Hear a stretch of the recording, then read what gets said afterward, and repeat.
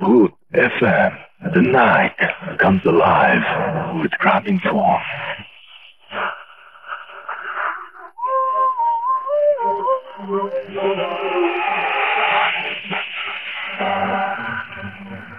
শুনছেন রেডিও ফুর্তি কইতে সময় রাত 12টা বেজে গেছে এবং আমি রাসেল আছির সাথে আমার সাথে রয়েছেন মাসুম ভাই এবং আজকের অতিথি আপনাদের সবাইকে স্বাগত জানাচ্ছি।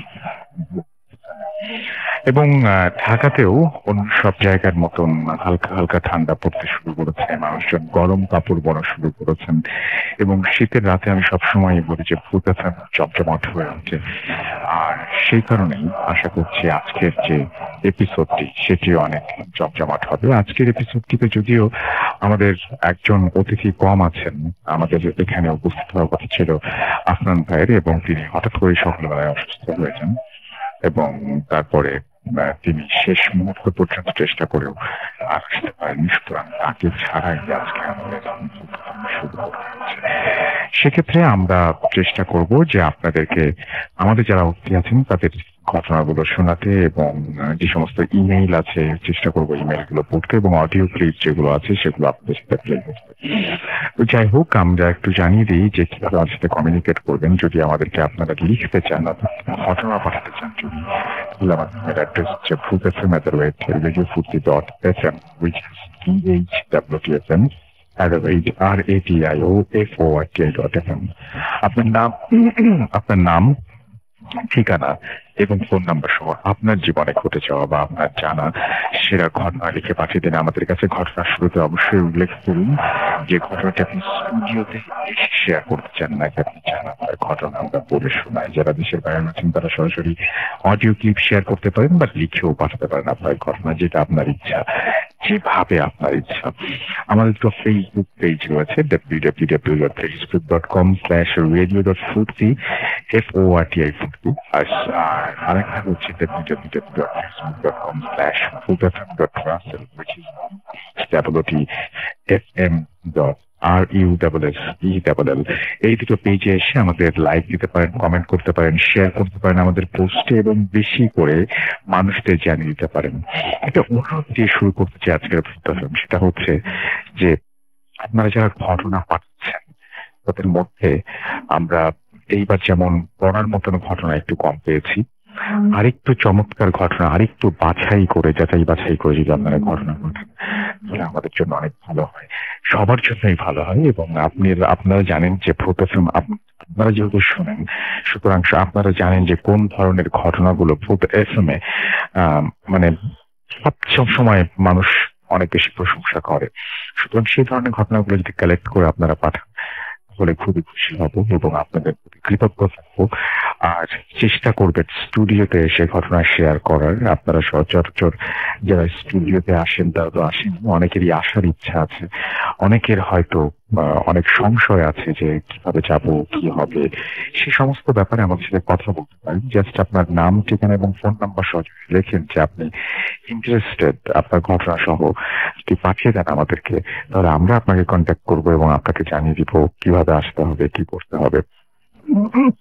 তো এই আমাদের এই অনুরোধ দিয়ে আজকে শুরু করছি।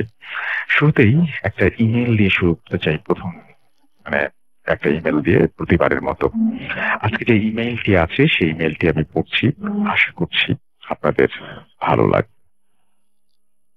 আমরা জানি যেটা বিজয়ের মাস এবং স্বাধীনতা যুদ্ধের সময়ের এই ঘটনায়, এবং আমি সেই কারণেই শুরুতে আমাদের যে শহীদ যারা হয়েছেন যুদ্ধে, যারা অংশগ্রহণ করেছেন মুক্তিযুদ্ধে, সেই সমস্ত মুক্তিযোদ্ধাদের যারা জীবিত অবস্থায় এখনো আছেন তাদের প্রত্যেকের প্রতি শ্রদ্ধা জানাচ্ছি এই বিজয়ের মাসে, এবং আশা করছি যে তাদের যে আদর্শ, সে আদর্শে আমরা আরো সামনের দিকে এগিয়ে যেতে পারবো। তো ঘটনাটি পড়ে শোনাচ্ছি যেভাবে পাঠিয়েছেন। আসসালামু আলাইকুম রাসেল ভাই, আশা করি আল্লাহর রহমতে ভালো আছেন। আমি তানভীর আহমেদ, সিএসি ফার্স্ট ইয়ারের ছাত্র। আমি পুরান ঢাকায় থাকি। ঘটনাটি আমার পক্ষে স্টুডিওতে এসে বলা সম্ভব না। আমি ভূত এফএমের নিয়মিত শ্রোতা। আমার ঘটনাটি ভূত এফএমের জন্য সিলেক্ট করা হলে খুশি হব। এই ঘটনাটি অনেক দুর্গম, স্বাধীনতা যুদ্ধের সময়কালে ঘটে যাওয়া ঘটনা। পুরান ঢাকার মেল ব্রেক ফরিদাবাদের ঘটনা। এই এলাকায় একজন খুব পরহেজগার মুরব্বীর মৃত্যু হয়। উনি তার জীবনকালে অনেক জিন পালন। এখানে একটি কথা বলে রাখা ভালো, তিনি তার মৃত্যুর আগে তার পরিবারকে বলে গিয়েছিলেন যে তার মৃত্যুর পর তার লাশের যেন কিছু করা না হয়। সময় হলে লোক আসবেন এবং তারাই লাশের দাফন কাফন করবেন, এবং তারা বাসায় আসলে তাদের যেন মেহমানের মতন সম্মান করা হয়। তার পরিবারের ছোট পুরুষ মানুষ কম থাকায় লাশের কি করবে কেউ বুঝে উঠতে পারছিল না। এমন সময় শুরু হলো ঝড়। একে তো যুদ্ধ, তার মধ্যে ঝড়। কোনো মতে মানুষ জোগাড় করা হলো মাত্র 2 জন, কিন্তু 2 জন দ্বারা লাশ গোসল বা দাফন করা তো সম্ভব নয়।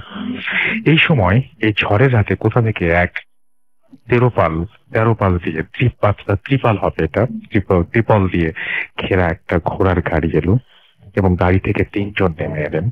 তাদের দেখে ওই সবার মুরব্বীর কথা মনে পড়ে গেল। তাই তারা 3 জনকে তাদের মতো কাজ করতে দিলেন। তাদেরকে কোনো খাবার দেয়া হলে তারা তা খান। এর মধ্যে 2 জন পর্দার আড়ালে লাশ গোসল দেওয়া শুরু করেন এবং একজন বাইরে দাঁড়িয়ে দোয়া পড়ছিলেন। যিনি বাইরে ছিলেন তিনি পড়েছিলেন একটা সাদা জোব্বা এবং মাথায় ছিল কাপড় দিয়ে ঢাকা, যার কারণে তার চেহারা দেখা যাচ্ছিল না। গোসল শেষে তারা লাশ নিয়ে বেরিয়ে পড়েন এবং বাসা থেকে 2 জনকে আসতে বলেন। তাই 2 জন লাশের সাথে ঘোড়ার গাড়ি করে কবরস্থানে যায়। কবরস্থানে যাওয়ার সময় ওই 3 জন লোক কোনো কথা বলছিল না। কবরস্থানে যাওয়ার পর তারা 3 জন এবং বাসা থেকে যাওয়া 2 জনের মধ্যে একজন লাশ নিয়ে কবরস্থানে প্রবেশ করে। যিনি লাশের খাটিয়া কাঁধে নিয়েছিলেন তার কাছে মনে হচ্ছিল যেন খাটিয়াতে কোনো লাশ নেই, একদম হালকা। তিনি সামান্য ভয় পান। কবরের পাশে যেতে দেখা গেল কবর খোঁড়ার সবকিছু সামনে রাখা। তখন রাত 11:30 থেকে 12টার মতো বাজে।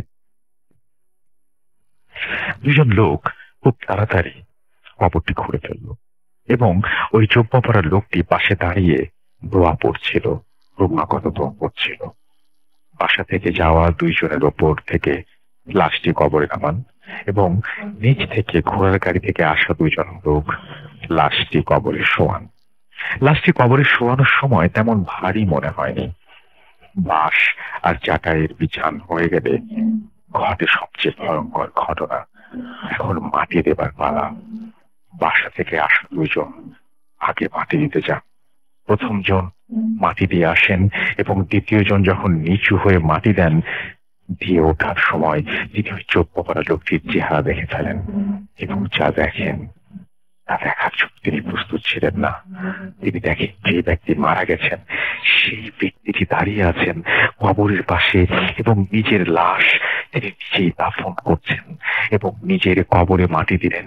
এই দৃশ্য তিনি কোনো মতে দেখে নিজেকে সামাল দিতে পারলেন না। শেষে ভয়ে কাঁপতে কাঁপতে ফিরে এলেন। ফিরে আসার সময় কবর থেকে 30 ফুট দূরে এসে পিছনে তাকিয়ে দেখলেন 3 জনের একজন সেখানে। কবরস্থান থেকে বাইরে এসে তারা ঘোড়ার গাড়িটিও আর দেখতে পাননি। এই দেখে তারা ভয়ে কোনো মতে বাসায় আসেন, সব খুলে বলেন সাথে কি হয়েছিল। তখন জানা যায় ঘোড়ার গাড়িতে প্রথম একজন জুব্বা পরা লোকটির চেহারা দেখে এবং তখন এটা বুঝতে পারে যে কি হতে চলেছে। এই ছিল ঘটনা। এটি আমার পাঠানো প্রথম ঘটনা। ভালো লাগলে পড়ে শোনাবেন। ধন্যবাদ। এরপর তিনি তার ফোন নাম্বার শেয়ার করেছেন এবং তিনি জানিয়েছেন তিনি থাকেন 5 নং লক্ষণপুর রিজিউলেন। ওকে, এটা আমাদের প্রথম ঘটনা ছিল এবং আশা করছি যে প্রথম ঘটনাটি আপনাদের ভালো লেগেছে। খুব অদ্ভুত টাইপের একটা ঘটনা। দ্বিতীয় যে ঘটনাটি আমরা শুনবো সেটিও খুব অদ্ভুত একটা ঘটনা। আমাদের স্টুডিওতে আমাদের একজন অতিথি এসেছেন, তিনি শোনাবেন আপনাদেরকে। আপনার নামটা প্লিজ একটু বলবেন, আপনি কোথা থেকে এসেছেন সেটা বলবেন, তারপরে আপনার ঘটনায় যাবো। আসসালামু আলাইকুম রাসেল ভাই, আমি ইসমাইল সুমন আজান মোহাম্মদপুর থেকে এসেছি। জি রাসেল ভাই, আমার যে ঘটনাটি, এই ঘটনাটি রাসেল ভাই আমাদের এক তাবলিগ জামাতের এক ভাইয়ের কাছ থেকে শোনা। উনি পাকিস্তান থেকে বাংলাদেশে এসেছিলেন দিনের কাজের জন্য। তখন ওনার সাথে আমার মসজিদে পরিচয় হয় এবং সেখান থেকে কথার প্রসঙ্গে তখন যে এই ঘটনাটি শোনা। তো রাসেল ভাই, আমি আমার ঘটনায় চলে যাচ্ছি। ঘটনাটি ঘটে 1996 সালে পাকিস্তানের বেলুচিস্তান প্রদেশের একটি গ্রামে এক নির্মাণাধীন বাড়িকে কেন্দ্র করে। রাসেল ভাই, একটু বলে রাখি, এই বাড়িটি যেই নির্মাণ করার জন্য যে মালিক আর কি বাড়িটি তৈরি করার জন্য প্রিপারেশন নেয় বা উনি করবে, উনি হচ্ছেন একজন পশতুন ব্যবসায়ী। এই বাড়িটি নির্মাণের জন্য সে একটি জায়গা রেডি করে এবং সেখানে কাজের জন্য আর কি লোকাবল ঠিক করে। তো রাসেল ভাই, ঘটনা ঘটে যেদিন উনি প্রথম সেই কাজটি শুরু করে। তো কাজটি যেদিন প্রথম উনি বাড়ি নির্মাণের কাজ ধরে, ওদিনই কিছু অস্বাভাবিক লক্ষণ বা সিমটম দেখা দেয়। তার মধ্যে সবচেয়ে ভয়ানক যে ব্যাপারগুলো ছিল সেগুলো ছিল হচ্ছে রাসেল ভাই, যে যদি লেবাররা মাটি কাটার জন্য কোদাল দিয়ে মাটি কোপ দিত, 2-3 কোপ দেওয়ার পরে সেখান থেকে অটোমেটিকলি রক্ত বের হতো। মানে মাটি থেকে রক্ত বের হয়ে আসতো? জি, মাটি থেকে রক্ত বেরিয়ে চলে আসতো। আবার কখনো কখনো এরকমও দেখা যেত যে লেবাররা কাজ করতেছে হঠাৎ করে তারা সেন্সলেস হয়ে যেত। এবং এমন সেন্সলেস হতো যে তারা 2-3 ঘন্টা সেখানে সেন্সলেস হয়ে পড়ে থাকতো। যখন তাদের সেন্স আসতো, তাদেরকে যদি জিজ্ঞেস করা হতো যে তোমরা কিভাবে হয়েছো, তারা সঠিক উত্তর দিতে পারতো না। তারপরে রাসেল ভাই, এমনও দেখা যেত যে কাজ করতে করতে হঠাৎ করে তারা বমি করছে এবং বমি এমন পর্যায়ে চলে যেত সেখানে রক্ত বমি, তার ব্লিডিং হইতো। তো রাসেল ভাই, এমন চলতে তো যখন এমন একটা অবস্থা যে পৌঁছায় যে কোনো একজন ওয়ার্কার যদি একদিন সেইখানে কাজ করতো, তো পরের দিন সেখানে আর কাজ করতে আসতো না রাসেল ভাই। তো ওই যে বাড়ির মালিক, সেই পুস্তুন ব্যবসায়ী, সে খুবই বিপদে পড়ে যায়, খুবই টেনশনে পড়ে যায়। এবং যেহেতু এই ঘটনাটি সেই এলাকায় খুব জানাজানি হয়ে যায় আর কি, সবার মুখে চলে আসে, তখন যে সেখানে আর কেউ কাজও করতে রাজি হচ্ছিল না। তো ওই ব্যবসায়ী বা ওই বাড়ির মালিক, একটু বলে রাখি, উনি খুবই আল্লাহ পরাধীকার একজন লোক ছিলেন। তো উনি একদিন তাহাজ্জুদের নামাজ পড়ে খুবই কান্নাকাটি এবং আল্লাহর কাছে এসে প্রার্থনা করছে যে আল্লাহ, আমি এমন কি করলাম যে তুমি আমার এই কাজের মধ্যে, আমি তো কি বিঘ্ন ঘটাচ্ছ বা আমার কাজের মধ্যে বিঘ্ন হচ্ছে, কিন্তু কেন? আমি তো এমন অসৎ কোনো পয়সা বা অসৎ উপার্জন দিয়ে এই বাড়ির কাজ ধরি নাই, বা আমি তো আর কি হক হালালি টাকা দিয়ে এই বাড়ির কাজটা শুরু করি। তো উনি কান্নাকাটি করতে করতে রাসেল ভাই, হঠাৎ করে ওনার চোখ লেগে চলে আসে। তো চোখ লেগে আসার পরে সে গভীর নিদ্রায় চলে যায় এবং হঠাৎ করে উনি একটা স্বপ্ন দেখে রাসেল ভাই। এবং সেই স্বপ্নের মধ্যে একজন জুব্বা পরা 6 থেকে 7 ফিট লম্বা একজন বুজুর্গ লোক, দাড়িওয়ালা, তাকে বলছে যে দেখ, তুই খুব আল্লাহ একজন লোক, পরেজগার লোক, আমি চাই না তোর কোনো ক্ষতি হোক, তুই এই বাড়িটির কাজটি বন্ধ করে দে। আর যদি তুই বাড়িটির কাজ বন্ধ না করিস, তাহলে তোর বিশাল ধরনের একটা ক্ষতি হয়ে যাবে। তা আমি চাই না তোর কোনো ক্ষতি করতে, তাই তুই এখান থেকে কাজ বন্ধ করে এখান থেকে চলে যা। তো সেই বাড়ির মালিকটি সকালবেলা ঘুম থেকে উঠে এবং উঠে তো সে আরো হতাশায় ভোগ করে এবং খুবই টেনশনে পড়ে যায় যে কি করব কি হবে। তো সে ওইখানকার লোকাল আর কি, বেলুচিস্তানেরই এক লোকাল আল্লাহ লোকের সাথে আর কি, পরেজগার একজন ইমানদার একজন লোকের সাথে সে মাশওয়ারা করে যে আসলে আমার এটা যে হচ্ছে তো কি। তখন যে রাসেল ভাই, সে ওই লোকটার সাথে কথাবার্তা বলে যে আসলে আমার এরকম হচ্ছে, আমি স্বপ্নেও আমাকে এরকম অ্যালার্ট করা হয়েছে, এখন আমি কি করতে পারি? আমি কি বাড়ির কাজটা কি বন্ধ করে দেবো বা দেওয়ারও তো কোনো সুযোগ নেই, তা আমি কি করতে পারি? তখন সেই লোকটি, সেই হুজুর, তাকে উপদেশ দিল যে তুমি এক কাজ করো, তুমি একটি মিলাদ মাহফিল করে দাও, দোয়া মাহফিলের ব্যবস্থা করো, কোরআন খানির ব্যবস্থা করো, আর একটি কালো ছাগল সদকা দিয়ে দাও, দেখবে আল্লাহর নাম নিয়ে সব ঠিক হয়ে যাবে। তখন যেই কথা সেই কাজ, সে করলো কি যে ওই বাড়িটার জায়গাটার মধ্যে একটা মিলাদ মাহফিল, দোয়া মাহফিলের আয়োজন করলো এবং একটি ছাগল সদকা দিয়ে দিল, এবং সে ভেবে নিল যে এই বুঝি আমার সকল সমস্যার সমাধান। তো সেই সে নিশ্চিন্তে রইল। 2 দিন পরে তার কাজ সে শুরু করলো। কিন্তু রাসেল ভাই, সে কাজ শুরু করার পরে সেই একই রকম সিমটম গুলো আবার দেখা যায়। এই একই ভাবে সেই মাটি কাটলে রক্ত বের হচ্ছে, বা লেবাররা অজ্ঞান হয়ে যাচ্ছে, সেন্সলেস হয়ে যাচ্ছে, বা সেই রক্ত বমি করছে। তো এরকম করতে করতে রাসেল ভাই বিষয়টা এমন আকারে দাঁড়ায় যে 1 কান 2 কান, যেহেতু গ্রামের ব্যাপার, গ্রামে একটা জিনিস কখনোই হাইট থাকে না, তো 1 কান 2 কান সবার কাছে ব্যাপারটা ছড়িয়ে পড়ে। তো ছড়িয়ে পড়ার পরে যেই সমস্যাটা হয় যে কোনো একটা ওয়ার্কার সে পায় না কাজ করার জন্য। তো কোনো লেবার বা কোনো ওয়ার্কার না পাওয়ার কারণে সেই পুস্তন ব্যবসায়ী, যেই বাড়ির মালিকটি, সে তার বাড়ির কাজ অফ করতে, মানে বন্ধ করতে, সাময়িকভাবে বন্ধ করতে সে বাধ্য হয়। তো সে কাজটি বন্ধ করে দেয়, এবং বন্ধ করে দিয়ে সে তার এলাকা পুস্তনে চলে যায়। তো 3 মাস পর রাসেল ভাই সে করে কি, তার এলাকা থেকে 11 জন লেবার এবং 2 জন ইঞ্জিনিয়ার সহ মোট 13 জন সাথে করে নিয়ে সে পুনরায় সেই বেলুচিস্তানে চলে আসে, তার সেই নির্মাণাধীন বাড়ির কাজে চলে আসে এবং মনোনিবেশ করে। তো একটা পর্যায়ে হয় কি যে এই লোকগুলো যেহেতু অনেক দূর থেকে আসছিল, তো তাদের থাকা খাওয়ার ব্যবস্থা কিন্তু ওই মালিককেই করতে হবে। তো সে করলো কি, 2টা অস্থায়ী শেড, 2টা রুম, অর্থাৎ সেই জায়গাটির পাশে, নির্মাণাধীন বাড়িটির 2 পাশে 2টি রুম করে দিল।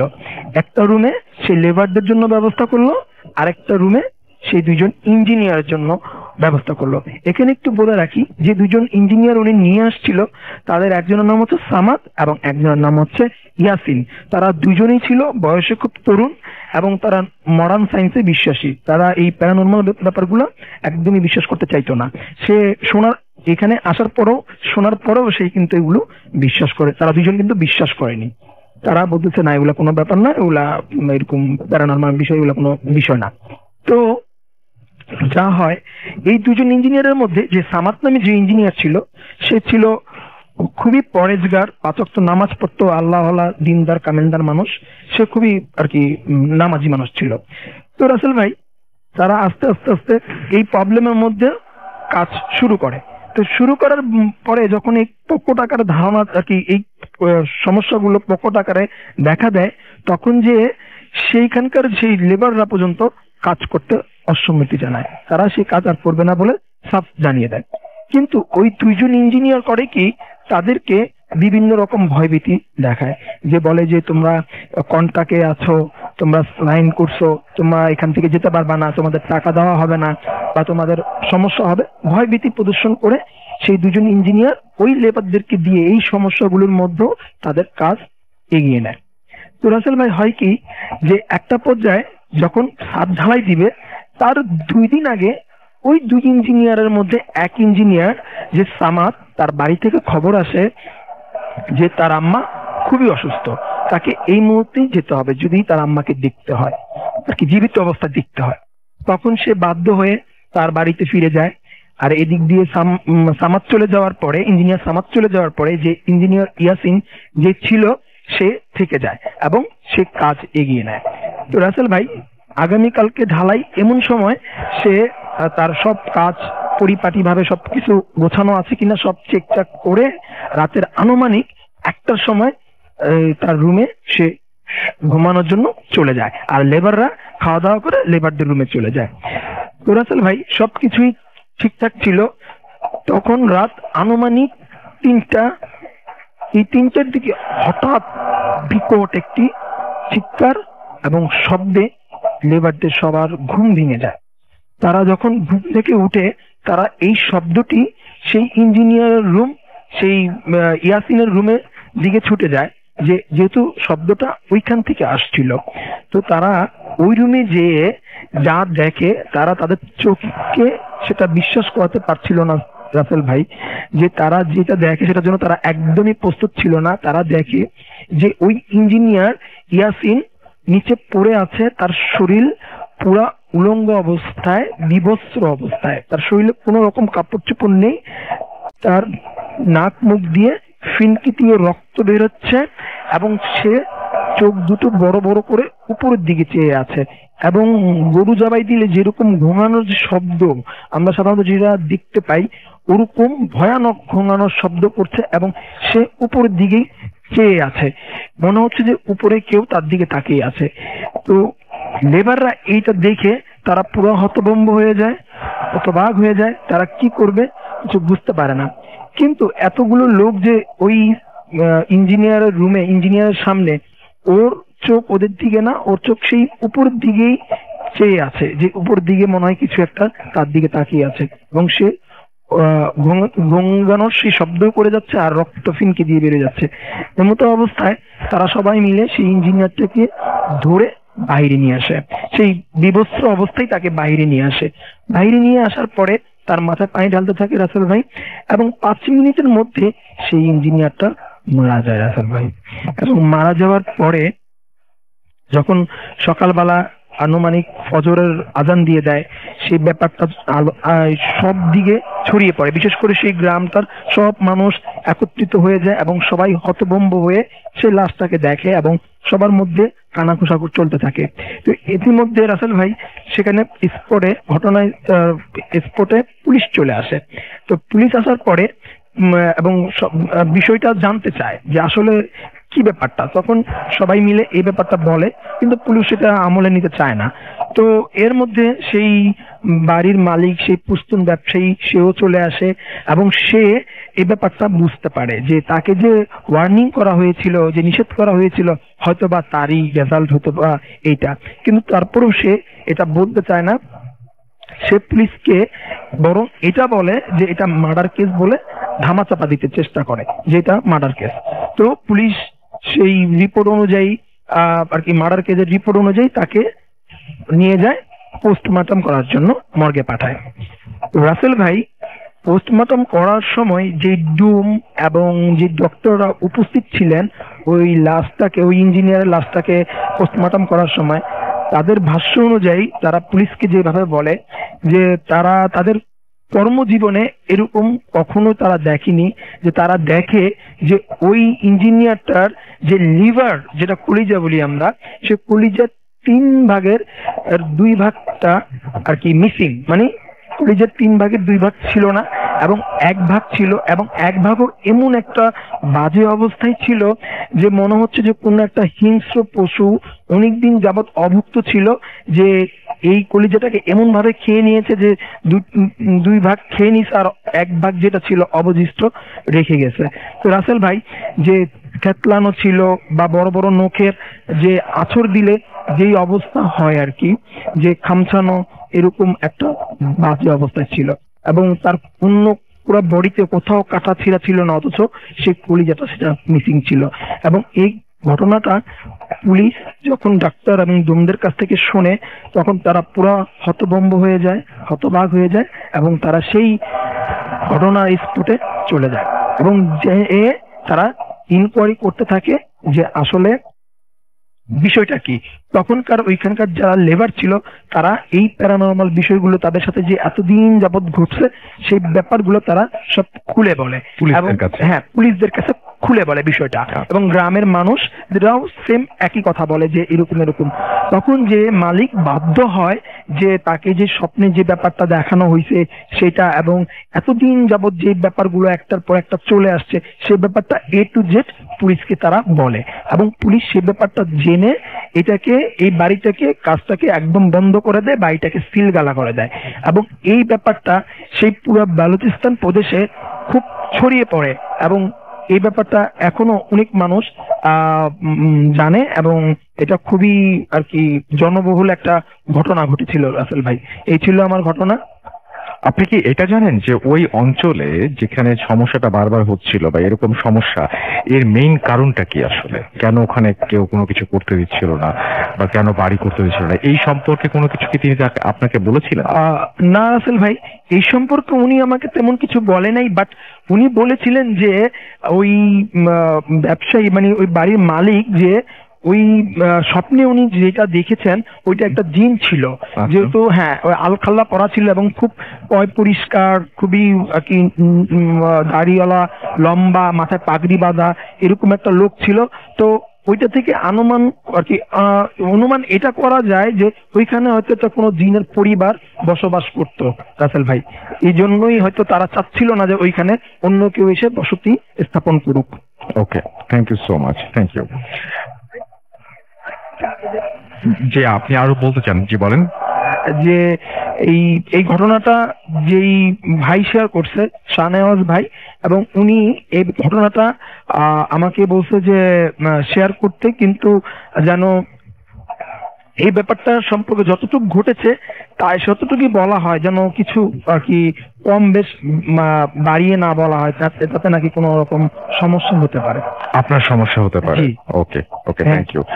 আমাদের হচ্ছে হাবিব রোহান আমাদের সাথে লিখেছেন শীতের দিনের এপিসোড। আমাদেরকে তানহা আফরিন আশা লিখেছেন আসসালামু আলাইকুম রাসূল ভাই। ওয়ালাইকুম সালাম।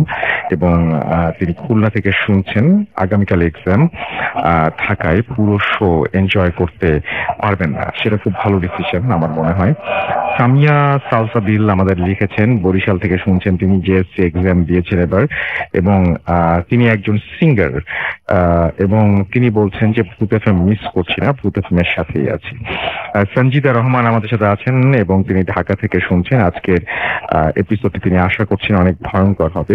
আশিকুর রহমান রাসেল আমাদের সঙ্গে আছেন, ঢাকা থেকে শুনছেন এবং আজকের এপিসোডটি অনেক মজার হবে সেটা তিনি আশা করছেন। এমডি শাহরিয়ার মাহমুদ নড়াইল থেকে শুনছেন, আমাদের সাথে আছে এবং তিনি বলছেন যে ভালো আছে। সারা আহমেদ আমাদের সাথে আছেন এবং তিনি থ্যাংক ইউ রাসেল ভাই, ভূত এফএম এর জন্য থ্যাংকস দিয়েছেন তিনি। You are most welcome. আমাদের সঙ্গে আছেন দেখতে পাচ্ছি এছাড়াও সিনথিয়া আফরিন মিথু, এবং তিনি বলছেন শুনছি, আজকে অল্প শুনবো কারণ কালকে এক্সাম আছে। তার মানে অনেকেরই এক্সাম আছে। ওকে, তারপরেও যে আপনারা এসছেন এটাই তো অনেক। আমাদেরকে আয়েশা খান লিখেছেন যে ভূতের গল্প শুনতে শুনতে এত অ্যাডিক্টেড হয়ে গেছি যে আমার চিন্তা ভাবনাগুলো কেমন যেন হয়ে গেছে, এখন শুধু কল্পনাতেও ভূত কাহিনী। ওকে, আমাদের সঙ্গে আছেন দেখতে পাচ্ছি রায়হান আহমেদ শুভ, এবং তিনি একটা ঘটনা সম্ভবত শেয়ার করেছেন। এখানে শেয়ার না করে আমার মনে হয় ইমেইল করে দিলে বেটার, কারণ এখান থেকে আমরা ঘটনা নিয়ে সেগুলো মানে কালেক্ট করে আবার ইয়ে করি না। তো আমার মনে হয় যে আপনারা যে অ্যাড্রেসটা দেওয়া হয়েছে ভূতফম@radio50.fm, সেখানে যদি ঘটনাটি পাঠিয়ে দেন দয়া করে, তাহলে আমাদের জন্য অনেক সুবিধা হয়। জানাতুল ফেরদৌস প্রিয়া আমাদের লিখেছেন, আবারও চলে এলাম ভূত এফএম লাইভ শুনতে। গত 3 সপ্তাহ লাইভ শুনতে পাই নাই, তাই আজকে আর মিস করা যাবে না, তাই চলে এলাম ভূত এফএম।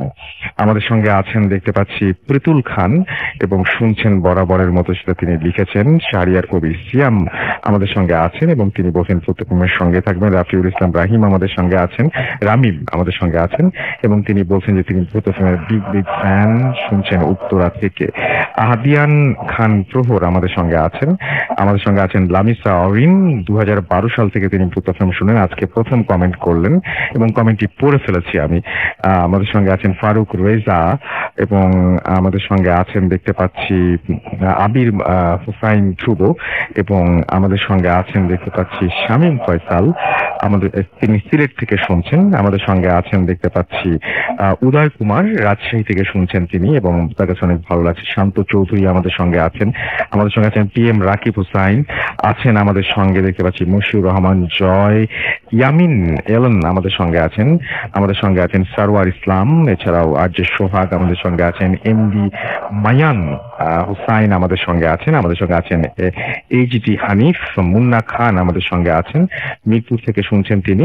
এমডি নাসিম হুসাইন আমাদের সঙ্গে আছেন, বগুড়া থেকে শুনছেন। আমাদের সঙ্গে আছেন টিভি তামিম, আমাদের সঙ্গে আছেন আব্রাহাম মার্মা, এবং আমাদেরকে বলছেন যে জুজুর ঘটনা কোথায় পাবো। জুজুর ঘটনা আপনি পেয়ে যাবেন যদি চান তাহলে, এবং সেটা আমাদের কোনো না কোনো একটা এপিসোডে হয়তো আমরা আবারও শোনানোর চেষ্টা করব। আশা করছি যে সেই সময় আমাদের সঙ্গেই থাকবেন এবং আমাদেরকে শুনবেন আপনি।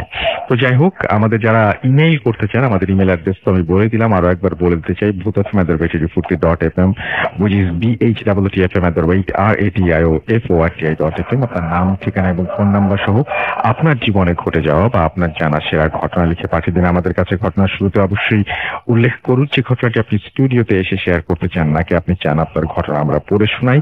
যারা দেশের বাইরে রয়েছেন তারা সরাসরি অডিও ক্লিপ শেয়ার করতে পারেন আমাদের সঙ্গে। আমাদের যে ভূত এফএম পেজ আছে সেই পেজটিও আমি দেখছি যে আমাদের এখানে নিয়ারা সমৃদ্ধ মীর আমাদের সঙ্গে আছেন এবং তিনি শুনছেন, আমাদেরকে লিখেছেন সার্থক উপন্যাস ব্যর্থ লেখক রাতুল ভাই, আই লাইক ভূত এফএম। আমাদের সঙ্গে আছেন উইন্টার লাইট এবং গোপালগঞ্জ থেকে শুনছেন তিনি। এস এ মেঘলা আমাদের সঙ্গে আছেন এবং তিনি বলেছেন আই লাভ ভূত এফএম। আমাদের সঙ্গে আছেন সুমাইয়া স্নিগ্ধা এবং আমাদের সঙ্গে আছেন, তিনি বলছেন যে একটু ডিসঅ্যাপয়েন্টেড যে আজকে স্পেশাল গেস্ট তিনি পাননি। হ্যাঁ, আজকে আফনান ভাই আসার কথা ছিল।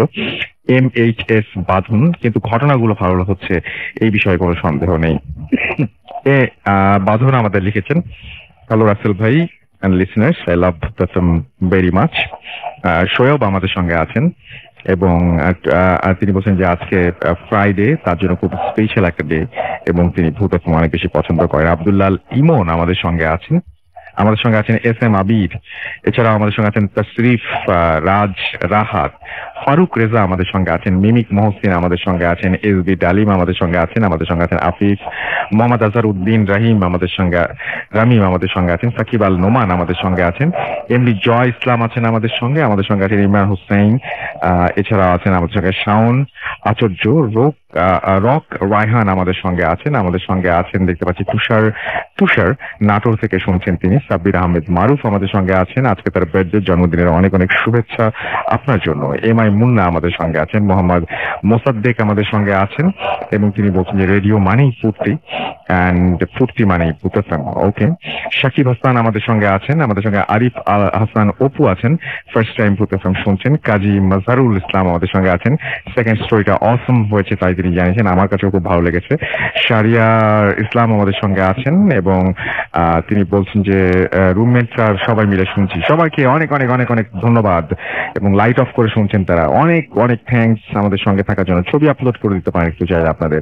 সোহান, আচ্ছা লাইট অফ, তো ছবি তুলবেন কিভাবে? প্রীতম সরকার আমাদের সঙ্গে আছেন, আমাদের সঙ্গে আছেন আশিকুর রহমান, এছাড়া আছেন নাহিদ নাজমু নইমুল, আমাদের সঙ্গে আছেন শাফিউর সাকিব, অ্যালন বয়, MH নাহিদ আমাদের সঙ্গে আছেন, আমাদের সঙ্গে আছেন মাশিকুর রহমান মাসিক, ওয়াসিব আহমেদ আমাদের সঙ্গে আছেন, রক রায়হান আছেন আমাদের সঙ্গে, রাহাত আমাদের সঙ্গে আছেন। অনেক পড়ে ফেলেছি, এখন একটা বিরতি নিতে হবে এবং বিরতির পরে আবারও ফিরে আসবো। সেই পর্যন্ত আশা করছি আমাদের সঙ্গেই থাকবেন এবং আমাদের আরো যে নতুন অতিথি আছেন তার সঙ্গে তারপরে আমরা পরিচয় করে দিব এবং তার ঘটনা শুনবো। ছোট্ট একটা বিরতি, কোথাও যাবেন না, আমাদের সঙ্গে থাকুন। Stay tuned to radio food FM and do food.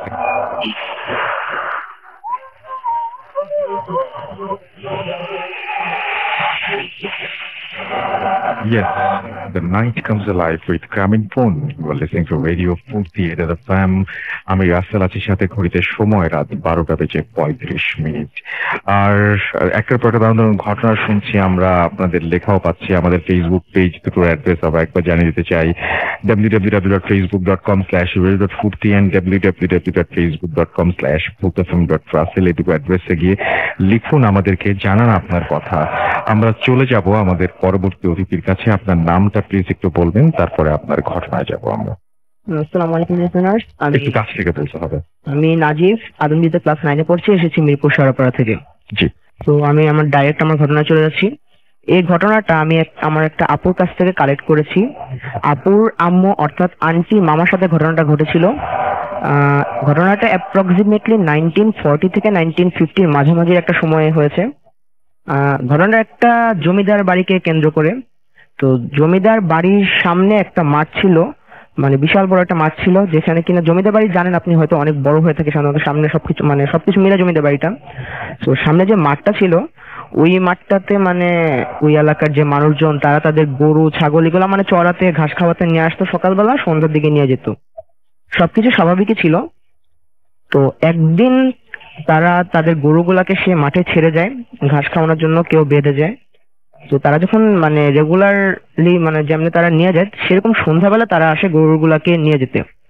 তো তারা যখন গরুগুলাকে নিতে আসে, তারা এসে অস্বাভাবিক একটা ঘটনা দেখে, সবগুলা গরু মরে পড়ে আছে।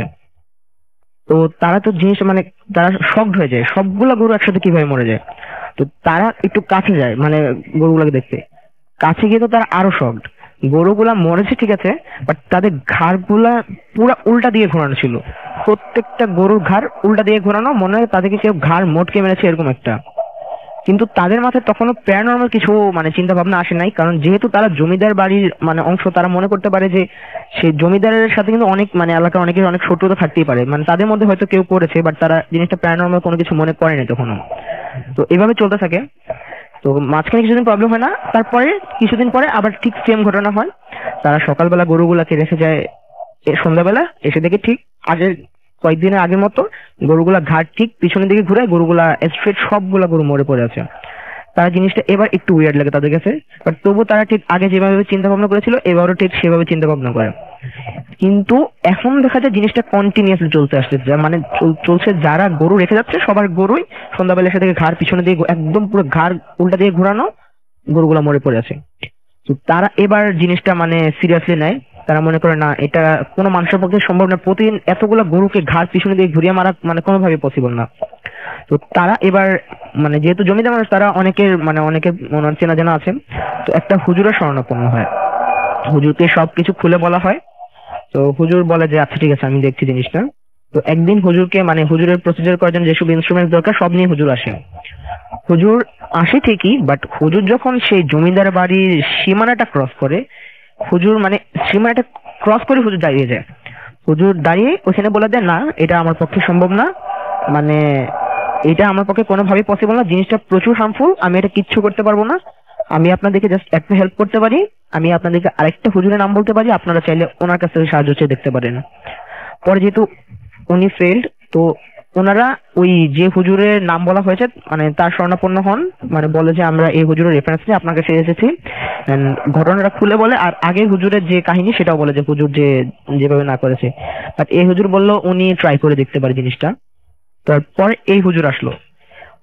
আসার পর উনি যখন জমিদার বাড়িতে ঢুকলো, উনি তখন ওই জমিদার বাড়ির মানুষজনকে বললো আচ্ছা আপনারা এখানে থাকেন, আপনারা মানে কেউ বাড়ির দিকে আসবেন না, আমি একটু বাড়িটা নিজে ঘুরে দেখতে চাই। তো উনি গেল, পুরো বাড়িটা ঘুরে দেখলো, বাড়ির মাঠটার আশপাশে সবকিছু ঘুরে দেখলো, মানে অনেকটা ইনভেস্টিগেট টাইপের করে দেখলো। এসে তারপর উনি একটা কথা বললো যে আমি জিনিসটা তাড়ানোর মানে জিনিসটা যেটা আছে সেটা আমি সলভ করার চেষ্টা করতে পারি, বাট আপনাদেরকে একটা কাজ করতে হবে, আপনাদের ফুল ফ্যামিলি সহ এই জমিদার বাড়ির মানে যে এরিয়াটা, ওই এরিয়ার বাইরে কোথাও গিয়ে শিফট করতে হবে কিছুদিনের জন্য, কারণ জিনিসটা এত হার্মফুল, আমি যদি এটা সলভ করতে চাই আপনাদের প্রচুর মানে মারাত্মক কোনো একটা ক্ষতি হয়ে যেতে পারে। তো আপনাদের মানে আমি সাজেস্ট করবো যে আপনারা এই জায়গাটা ছেড়ে চলে যান। পরে আচ্ছা হুজুরের কথা মানা হলো। তো তারা ওই জমিদার বাড়িটা ছেড়ে আরেকটা জায়গায় গিয়ে উঠলো কিছুদিনের জন্য ওদের এক আত্মীয় বাসায়। তো তার পরের দিন সকালবেলা তারা দেখতে পেলো তাদের বাড়ির সামনে ওই হুজুর সেন্সলেস অবস্থায় পড়ে আছে, যে হুজুরকে তারা নিয়ে এসেছিল সলভের জন্য। এন্ড হুজুরের অবস্থা প্রচুর খারাপ, মানে হুজুরের লাইক মানে অনেক মারধর করা হলে যেরকম একটা অবস্থা হয় মানুষের সেরকম। তো হুজুরের সেন্স ফিরানো হয়। হুজুরের সেন্স ফিরানোর পর হুজুর একটা কথা বলে, হ্যাঁ এটা আমি সলভ করতে পেরেছি, but I am not sure যে এটা কি আবার ব্যাক হবে কিনা, বাট আমি টেম্পোরারি এটা সলিউশন দিয়ে দিয়েছি। পরে হুজুরকে নেওয়া হলো, হুজুরকে মানে কিছুক্ষণ রেস্ট নিতে দেওয়া হলো। তারপর হুজুরকে জিজ্ঞেস করলো আচ্ছা তাহলে আপনার এই অবস্থা কেন? পরে হুজুর তার কাহিনীটা খুলে বললো আমি হুজুরের ভাষ্য মতে উনি রাত মানে ওনার যে টাইমে ওনার মানে জিনিসটা করার কথা, উনি সেই টাইমে নিজেকে আগে সিকিউর করে নিলেন, একটা মানে সেফ একটা প্লেসে গেলেন, উনি ওনার প্রসিজার মতো নিজেকে সিকিউর করে নিলেন, তারপর ওনার কাজ শুরু করলেন। যেহেতু উনি চোখ বন্ধ ছিল, উনি মানে সামনে কিছু দেখতে পাচ্ছিল না, বাট উনি ওনার কাজ করছিল। কিছুক্ষণ পর হুজুর মানে খেয়াল করলো যে ওনার কাছে মনে হচ্ছে যে উনি কোনো একটা ফ্ল্যাট একটা সার্ফেসে শুয়ে আছেন, কোনো প্লেন একটা সার্ফেসে, আর ওনার বুকের উপর প্রচুর প্রেসার অনুভব হচ্ছে, মানে কেউ চাপ দিয়ে বসে থাকলে যেরকম ওরকম লাগে। তো হুজুর চোখ মেলে তাকালো, হুজুর যে মানে চোখ মেলে তাকানোর পর তিনি ফার্স্টে দেখতে পেলো তিনি ঠিক ওই মাঠটাতে শুয়ে আছে যে মাঠটাতে কিনা গরুগুলাকে বেঁধে যাওয়া হতো, এসে দেখা যেত গরুগুলার মাথা পিছনে দিকে ঘুরিয়ে মানে গরুগুলা মরা। তিনি ঠিক ওই মাঠটাতে শুয়ে আছেন। তিনি যখন তার স্ট্রেট তাকালো মানে আকাশের দিকে, মানে ওনার বুকের উপরে যে কি হচ্ছে ওটা দেখার জন্য, তিনি লিটারালি শকড। মানে উনি যেটা দেখলেন সেটা যদি কোনো সফটওয়্যারের মানুষ দেখতো মানে হয়তো খুব মারাত্মক কিছু একটা হয়ে যেতে পারতো। উনি দেখলেন ঠিক ওনার বুকের উপর মানে 1940 থেকে 1950 ওই এরিয়া, ওই টাইমটাতে মানুষ বিয়ের সময়, মেয়েরা বিয়ের সময় যেসব ড্রেস আপ থাকতো মানে শাড়িটাই মানে ওরকম একটা মহিলা লাল শাড়ি পরা, মানে ওরকম গেটা বিয়ের গেটা। এন্ড মজার বিষয় হলো মাথার 3 ভাগের 1 ভাগ ভর্তি ওনার সিঁদুর, মানে একদম মোটা করে সিঁদুর টানা, ঠিক ওনার বুকের উপর বসে আছে হাঁটু ভাঁজ করে, এন্ড ওনার দিকে তাকিয়ে আছে। আর মানে কেসের অবস্থা যখন পুরো ফেসটা বিভৎস এন্ড জিহ্বাটা অলমোস্ট বুক পর্যন্ত নেমে এসেছে ঝুলে, ওনার দিকে তাকিয়ে আছে।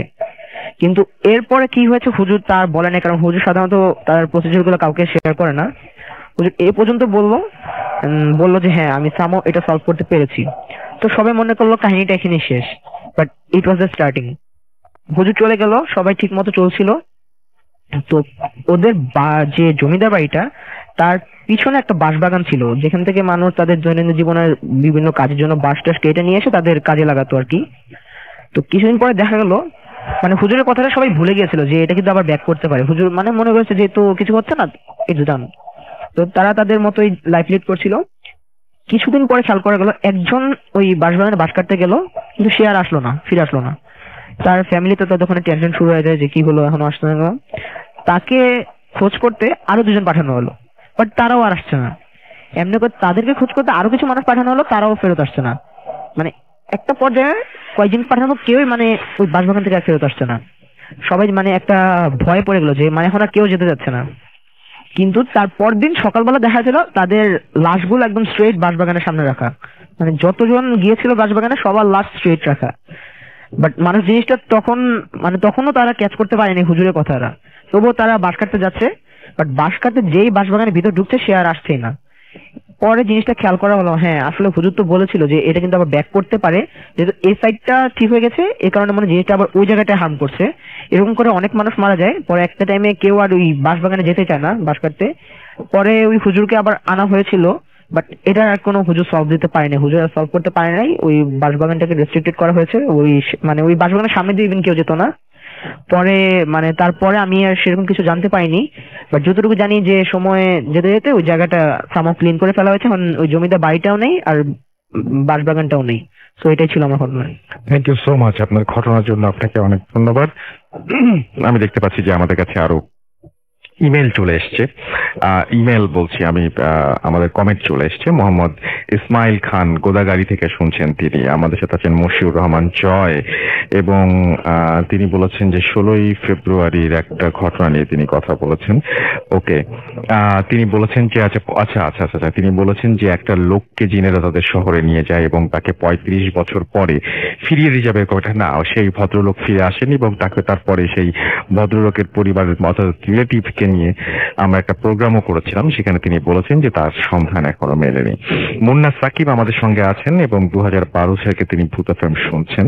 আমাদের সঙ্গে আছেন দেখতে পাচ্ছি অভিমানী ছেলে, এবং তিনি একটা এপিসোডও মিস করেন না সেটা জানিয়েছেন। আমাদের সঙ্গে আছেন দেখতে পাচ্ছি অর্ণব, এবং তিনি বলছেন যে আমি সিফাত ঢাকা থেকে শুনছি, আজকের এপিসোডটি অনেক ভয়ঙ্কর মানে এবং মজার হবে এরকম তিনি আশা করছেন আর কি। আমাদের সঙ্গে আছেন দেখতে পাচ্ছি শান সিদ্দিকী, এবং বগুড়া থেকে শুনছেন তিনি, আজকের ঘটনাগুলো তার কাছে অনেক ভয়ের লাগছে। আমাদের সঙ্গে আছেন দেখতে পাচ্ছি নাহিদ, এবং তিনি বলছেন আই লাভ ভূত এফএম। আমাদের সঙ্গে আছেন দেখতে পাচ্ছি রক নয়ন, এছাড়াও আছেন ফুয়াদ হাসান আমাদের সঙ্গে, এবং তিনি বলেছেন যে আই লাভ ভূত এফএম, শুক্রবারের আনন্দ দ্বিগুণ করে ভূত এফএম, কোনো কারণে মিস হলেও তিনি মানে জাস্ট মানে মিস করেন না আর কি। সৌরভ তালুকদার, সাজিদ নূর আমাদের সঙ্গে আছেন, এবং আমাদের সঙ্গে আছেন দেখতে পাচ্ছি মাহি মজুমদার, এবং আমাদের সঙ্গে আছেন দেখতে পাচ্ছি এম তুষার রহমান, সোহেল ওয়াহিদ আমাদের সঙ্গে আছেন, শ্রীদীপ্তা সাহা জেসন আমাদের সঙ্গে আছেন, আমাদের সঙ্গে আছেন দেখতে পাচ্ছি এছাড়াও সুজিত পালিত, এবং তিনি রাউজান চট্টগ্রাম থেকে শুনছেন। আমাদের সঙ্গে আছেন শিমুল জেমস সহ আরো অনেকে যারা আছেন আমাদের সঙ্গে, তাদেরকে অনেক অনেক অনেক অনেক ধন্যবাদ, এবং আশা করছি পুরোটা সময় আমাদের সঙ্গে থাকবেন এবং পুরোটা সময় আমাদের সাথে আপনাদের যে মানে যে ভালো লাগা সেই ভালো লাগা শেয়ার করবেন। আমরা দেখতে পাচ্ছি আমাদের যে ভূত এফএম এর পেজ, সেই পেজেও অনেকে লিখছেন। মাসুক রহমান মাসুক আমাদের সঙ্গে আছেন, আমাদের সঙ্গে আছেন দেখতে পাচ্ছি এমডি আনামুল হক বিজয়, আমাদের সঙ্গে আছেন এমডি আব্দুল্লাহ গাজী, লিখেছেন আই লাভ ভূত এফএম। আনোয়ার তালুকদার আমাদের সঙ্গে আছেন, এবং আমাদের সঙ্গে আছেন দেখতে পাচ্ছি তুষার চৌধুরী আছেন, আমাদের সঙ্গে রাতুল সাংমা আমাদের সঙ্গে, এবং তিনি লিখেছেন আই লাভ ভূত এফএম। আমাদের সঙ্গে আছেন মোহাম্মদ সাহিল, এছাড়া আমাদের সঙ্গে আছেন দেখতে পাচ্ছি আশিক, লিখেছেন আই লাভ ভূত এফএম। আজিজুল খান আমাদের সঙ্গে আছেন, এবং তিনি লিখেছেন আই লাভ ভূত এফএম। আমাদের সঙ্গে আছেন দেখতে পাচ্ছি এছাড়াও সজীব দুই, আমাদের এবং তিনি লিখেছেন আই লাভ ভূত এফএম। আহমেদ আলিন আমাদের সঙ্গে আছেন, অরুফ শেখ আমাদের সঙ্গে আছেন এবং ভূত এফএম জাস্ট ওয়াও লিখছেন তিনি আমাদের সঙ্গে আছেন। আরিফুল আলম আছেন, বিপ্লব হায়দার, আহনাফ আরিফ আমাদের সঙ্গে আছেন, তিনি বলছেন যে আজ আমিও শুনছি আই লাভ ভূত এফএম। মনস্টার আমাদের সঙ্গে আছেন এবং তিনি হ্যালো ভূত এফএম। সালমান খান আমান আমাদের সঙ্গে আছেন এম এইচ হৃদয়। মামুন আছেন আমাদের সঙ্গে। জাস্টিন স্বাধীন আমাদের সঙ্গে আছেন, লিখেছেন আই লাভ ভূত এফএম, অ্যাপ দিয়ে শুনছেন তিনি, thank you so much.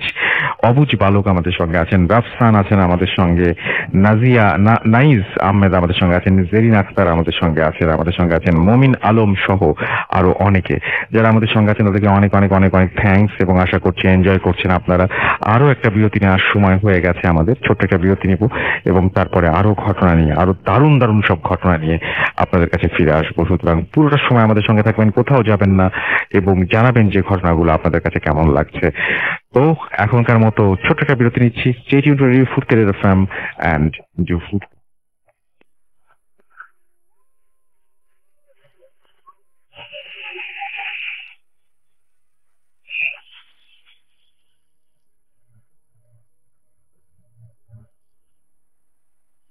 High Rasel ভাই, আমি শিহান বলতেছি মিরপুর থেকে। After getting married for last 7 years আমি ভূত থেকে শুনতেছি। আমরা আর কি সপরিবারে, আমি, আমার ওয়াইফ, আমার 3 ছেলে। তো আর কি আমাদের কাছে খুবই ফেভারিট শো। আমরা আপনাকেও আমরা খুব আর কি ভালো লাগে আপনাকে শুনতে, আপনার ঘটনাগুলো খুব ভালো লাগে। তো রাসেল ভাই আর কি যেটা মানে ফ্যাক্টে আসি আর কি, যে আমি আর কি বাংলাদেশে একটা ভালো একটা বড় সেক্টরেরই একটা ভালো চাকরিতে আর কি বেশ আর কি করেছিলাম। আমার অফিস ছিল উত্তরাতে। তো যে কোনো কারণে আর কি লাস্ট ইয়ার 2017 অগাস্টের দিকে আমি চাকরিটা বাদ দিই এবং আমার কি ওয়াইফ, তারপরে বাচ্চারা, ওরা একটু ওদের নানা বাড়ি মানে আমার শ্বশুর বাড়ি যে যাচ্ছিল, তাদের বাড়ি আবার সেই এলাকায় যেখান থেকে আমাদের আর কি অনেক বেশি ঘটনা আসে। হ্যাঁ, তো আমি দিচ্ছি, নামটা মেনশন করলাম না। তো ফ্যাক্ট হচ্ছে আসলে যে এই অগাস্টের দিকে আমরা গেলাম, সেখানে গিয়ে এসে তো খুব সুন্দর শান্ত শহর, গোছানো, তো ভালো লাগে আমার কাছে। গেল তো ও গেল, আমরা গেলাম, গিয়েছে আমার ওরা কয়েকদিন থাকবে। তো আমি মনে করলাম যে আমাদের এখন চাকরি নেই, তা আমি গিয়ে থাকি থেকে এখানে আমি একটা কি যে সেক্টরে চাকরি করতাম সেইখানে আর কি আমি একটা লাইসেন্স করি। তো আমার কি কাজ না হোক, কিন্তু আমার লাইসেন্সটা ম্যাচুর হয়ে থাকে কি হোয়াট এভার। তো এরপর হলো আসলে যে আমি ওখানে যে থাকা শুরু করলাম অগাস্ট থেকে, তাই মনে করেন তার 1-1.5 মাস পর থেকে সে নানা ধরনের আর কি প্রবলেম শুরু হয়ে গেল। তার মেইন হচ্ছে যে সংসারের অশান্তি। তো সংসারের অশান্তি যেমন শুরু হয় তা না, তার জন্য কি মানে আমি তো আর কি মেইন আর কি ছিলাম যে মানে দেখা যাচ্ছে সব ডিস্ট্রয় করে ফেলতেছিলাম, মানে যা খারাপ করা যায়, হ্যাঁ, এরকম একটা মানে এই সবই আর কি উল্টা পাল্টা করে মানে যেতেই। তারপরে আবার আমি কি মন থেকে আবার এটা চেতাম না, মন থেকে আমি খুবই আমার ওয়াইফ আমার বাচ্চাদের খুবই ভালোবাসি। তো দেখি নিয়ে আমি একসাথে থাকতে চাই, কিন্তু দেখা যাচ্ছে আমি যেটা চাচ্ছি এরকম না করে আরো উল্টা কাজ করছি, যেটাতে নাকি আর কি সংসারটা আরো খারাপের দিকে যাচ্ছে এবং একেবারে খুবই বাজে অবস্থা চলে যাচ্ছে। একেবারে মান সম্মান চলে যে খুবই বাজে অবস্থা। এবং দিন দিন দেখা যাচ্ছে যে আমার ওয়াইফ নাকি আর কি আমার খুবই ভালোবাসতে বা এখনো আসে। ও দেখা গেল যে আর কি মানে সে became very crazy আর কি, হ্যাঁ, মানে arrogant, violent আর কি, ভাঙচুর এইটা সেটা, মানে একেবারে দা উঠিয়ে নিয়ে দৌড়াদৌড়ি, এইরকম একটা আর কি অবস্থা যে মানে এই জীবনকেই হবে, কোনোভাবেই সংসার করবে না, এই না ওই না। তো আমার ঢাকায় চলে আসতে হবে, ওরা এখানে থেকে যাবে। কিন্তু দেখা যায় যে আমি আসলে কি বলবো, যে আমি তারপর আমার আর কি বাবা মা সবাই আমরা আর কি একসাথে আর কি ফ্যামিলি থাকতে পছন্দ করি। আর মানে কি আমি তো আমার ওয়াইফ বাচ্চা রয়েছে, চিন্তাই করতে পারি না। তো আমাকে অনেক ভাবে এখান থেকে যেহেতু আর কি মানে ও আর কি একেবারেই মানে কিরকম একটা মেন্টালি হয়ে গেল যে কোনোভাবেই সে সংসার করবে না এবং আমাকে এখান থেকে একাই চলে আসতে হবে। তো আর আমি এরকম একটা কাজ করতেছিলাম যে আর কি ওখানে সুন্দরভাবে থাকবো তা না, তো সে আর কি আমার চলে যেতে বলারই কথা। তারপরেও দেখা গেল যে হয়তো ভালোবাসার কারণে বা যে কোনো কারণেই আর কি আমি একা আসতেছিলাম না। আমার কথা হলো যে আমি যাবো, কিন্তু আমি অবশ্যই তোমাদের নিয়ে যাবো এমনি হবে এবং ইনশাল্লাহ যেহেতু আমার নিয়ত ভালো, আল্লাহ আমার সাথে থাকবেনি। তো এই করে তো আমরা যখন থাকলাম দেখা গেল আসলে কিছু মানে এটার ভিতরে যে কোনো অন্য কোনো বিষয় আসতে পারে তার কি আইডিয়া ছিল না। আমি ধারণা করছি যে আমি তো নানা প্রবলেম কিন্তু এইবার কারণে হচ্ছে। কিন্তু দেখা গেল আসলে যে আমরা আর কি যেমন ফ্যাক্ট আমি বলি যে সে আর রাত্রে ঘুমাচ্ছি, আমার আর কি ভালো সুন্দর আর কি নতুন ফ্যান, হ্যাঁ আর কি এমন না যে ফ্যানে খুব প্রেশার পড়ে, ম্যাক্সিমাম টাইম এসি জায়গাতে, তারপরেও মনে করে যে ফ্যান ছেড়েছি, এই ঘুমিয়ে আসি রাতের বেলা, হঠাৎ করে অনেক শুধু ঘুম ভাঙবো, দেখলাম যে ফ্যানটা খুলে আমি তো খাটে মানে কি রাইট সাইডে শুয়েছি আর লেফট সাইডে রেখে আমার ওয়াইফ বাচ্চা ভাত, তো ফ্যানটা খুলে আমার হাতের উপরে পড়ে মাটিতে পড়ে ঘুরতেছে, মানে এবং দেখলাম যে ফ্যানটা লাগানো সব ঠিকই রকম আর কি ছিল, মানে আমি দেখে যা মনে হয়েছে আর কি। তো এরকম একটা হলো, তো আমি ফ্যানটাই করলাম, আমি ভাবলাম আল্লাহ বাঁচিয়েছে, বাচ্চাদের গায়ে পড়তে হতে পারে, কি অবস্থা হচ্ছে, আল্লাহ মাফ করছে।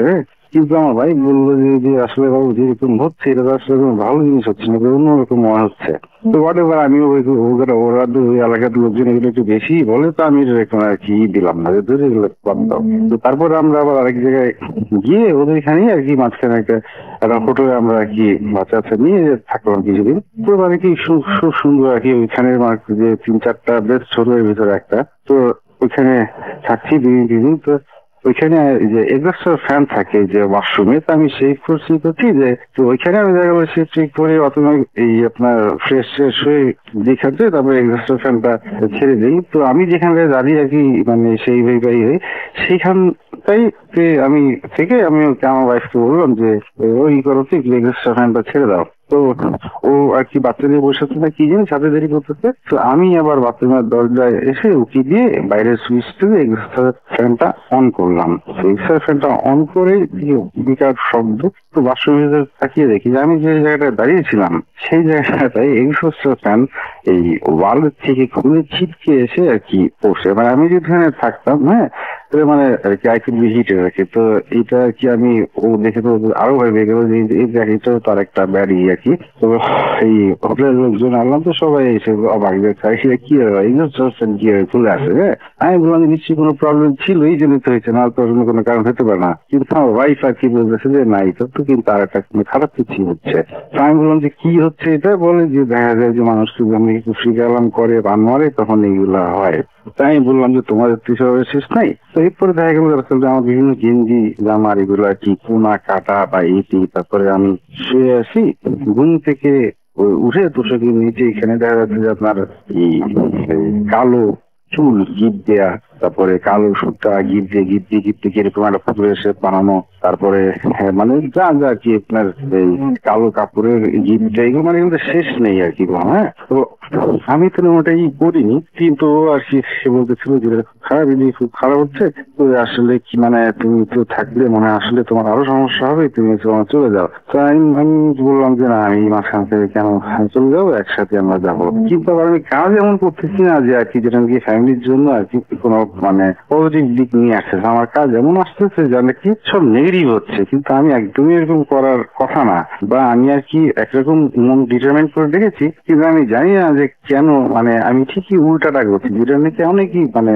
মানে বাজে হচ্ছে আর কি, রেজাল্ট আসতেছে আমার জন্য এবং ফ্যামিলির জন্য সবার জন্যই। তো এটাই করেছে রে। তো ওইখানে আমি গিয়ে থাকছি, যেহেতু ওইখানে আমার সার্কেল হয়েছিল ফ্রেন্ড সার্কেল মতো, তো ওইখান থেকে তো কিছু মানুষ বলতেছিল যে ভাই আসলে যেটা হচ্ছে এটা কিন্তু একেবারেই মানে 100% শিওর যে এরকম কেউই করছে, এবং যারা নাকি কোনোভাবে চাচ্ছে না যে আর কি আপনার সংসারটা থাকুক বা এই থাকুক এরকম, বা আপনি ভাবি হিসাবে আসলে নিয়ে আপনি সংসার করতেই হবেন না এবং আপনারও আর কি খুব খারাপ হবে। তো আমি মনে মনে ভালো দূরে বলি। হ্যাঁ তো রাসেল ভাই আমরা আসলাম, আমাদের আর কি থার্ড বেবি হলো, ঢাকায় আবার আসলাম, এখানে এসে হওয়ার পরে আমরা সবাই ডিটারমেন্ট আল্লাহর মতো হয়ে গেল। তো এখন আর কি আমি আবার সেটেড করে আবার একটা সুন্দর মানে ইনশাল্লাহ মানে বাইরে আমি ওখান থেকে এসেই আবার আল্লাহর মতো একটা চাকরি পেয়ে গেছিলাম। কিন্তু রাসেল ভাই হঠাৎ করে আমার আর কি এই 3-4 মাস চাকরি করার পরে আমি আর কি একটা উইকে হঠাৎ করে ক্যান্সারে এত বেশি অসুস্থ হয়ে যাই যে আমি আর কি এই প্রায় 1 উইকের মতো অফিস যেতে পারি না।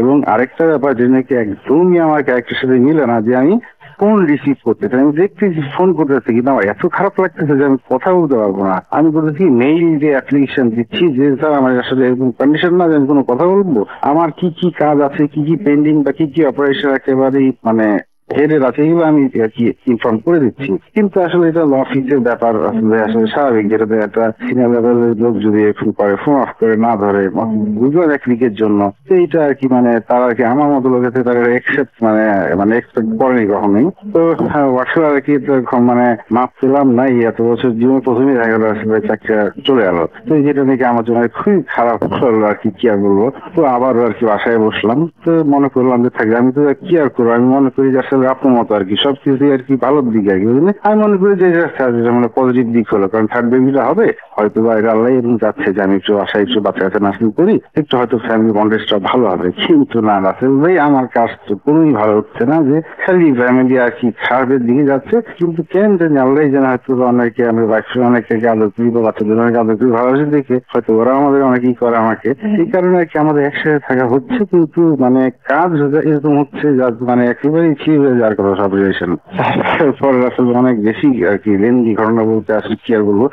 এরপর আসলে হলো যে এটা ই করার পরে বাচ্চাটা হলো, আমরা সুন্দর করে থাকবো। এরপরে বাচ্চাটা হওয়ার পর থেকে কি আবার আমার ওয়াইফ শুরু করলো যে না সে এখানে থাকবে না, এখানে একেবারেই থাকার মতো অবস্থা না, মানে সে ওইখানে যাবে যেখানে ওর বাবার ওইখানে যাবে। তাই বললাম আচ্ছা এটা একটা নর্মাল ব্যাপার, এটা তো একটা বাচ্চা হওয়ার পরে একটা মেয়ে তো যাই তো যা বা ঠিক আছে ই না। তো সেটা নিয়ে একেবারে আবার ওই যে বললাম যে ক্রেজি হয়ে ভায়োলেন্ট অ্যারোগেন্স একেবারে মানে ভাঙচুরি সেটা। আবার এমন না যে সে শুধু অকারণেই ক্রেজি হচ্ছে, মানে আমারও কাজগুলো আসলে সরি হচ্ছে, আমি কি বলবো আসলে সবাই বলতেছে এটা আমার দোষ না, আমার এরকমই আমার সাথে আমাকে নাকি করা হয়েছে।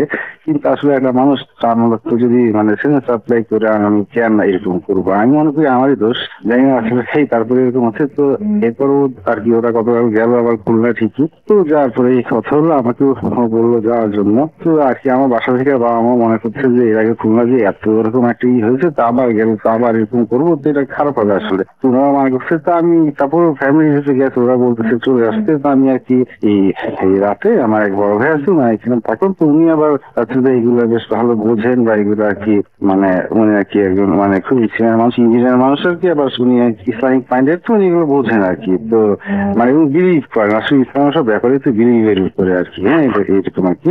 তো উনি আমার কিছু কিছু জিনিস ই করে উনি আমার বললো যে আচ্ছা এই হিসাবে আপনি একটা জিনিস এদিকে আসেন। তো আমি শোয়া থেকে উঠে আসলাম, বলে একটা জানালাম। তারপরে উনি আমাকে বললো যে কি করেন, তো আপনার এই হাত দুইটা হাতটা সোজা করেন। তো হাত সোজা করলাম, তো হাত সোজা করে উনি একটা তারের মতো লম্বা নিলেন, নিয়ে এসে আমার হাত মায়ের দুটো মাপলেন, মেপে তারপরে আবার করুন কি যে আমার প্রতিটা আঙ্গুল মাপলেন, মেপে উনি দেখলেন যে দড়িটা লম্বা করে টেনে যতটুকু আসার কথা আসবে কতটুকু মধ্যে দড়িটা আসলো না, দড়িটা আমার আর কি কবজির উপরেই আর কি থেমে গেল। কিন্তু আরেকদিন আমার কথা ছিল, তো আমি জানি না দেখি, তো ভাই বললেন যে আসলে মানে কি বলবো বলতে খারাপ লাগছে, কিন্তু মানে নষ্ট আছে আর কি। হ্যাঁ তাই আমি বললাম যে নষ্ট আছে মানে বললো যে আসলে কি বলবো আর কি, আপনার খুব খারাপ করা হয়েছে আপনার সাথে, যেটাকে বলে কুফরি কালাম বা বান মারা। হ্যাঁ মানে আসলে যারা এগুলা করে আসলে মানে এটা খুবই নেগলেক্টেড কাজ, এগুলো ধীরে ধীরে মেরে ফেলা উচিত। কিন্তু কি বলবো আসলে মানুষ এগুলা করে, মানুষ তো অপরাধ করবে শুধরাবে এই আর কি, কেউ মারা যাবে না। তো যাই হোক আসলে তো উনি আর কি খুব দুঃখ পেলো যে আমার সাথে করা হয়েছে, লোকটা ভালো তো আমার খুব আদর করে। তারপরে এরকম দেখে পরে সে উনি আবারও মানে গম্ভীর হয়ে আবার ই করলেন। তো করার পরে উনি নেক্সট বললেন কি আমাকে একটা পানি ঢালতে বললেন একটা গ্লাসে। আমি আধা গ্লাস পানি ঢাললাম, ওই দিন রাতেরই ঘটনা।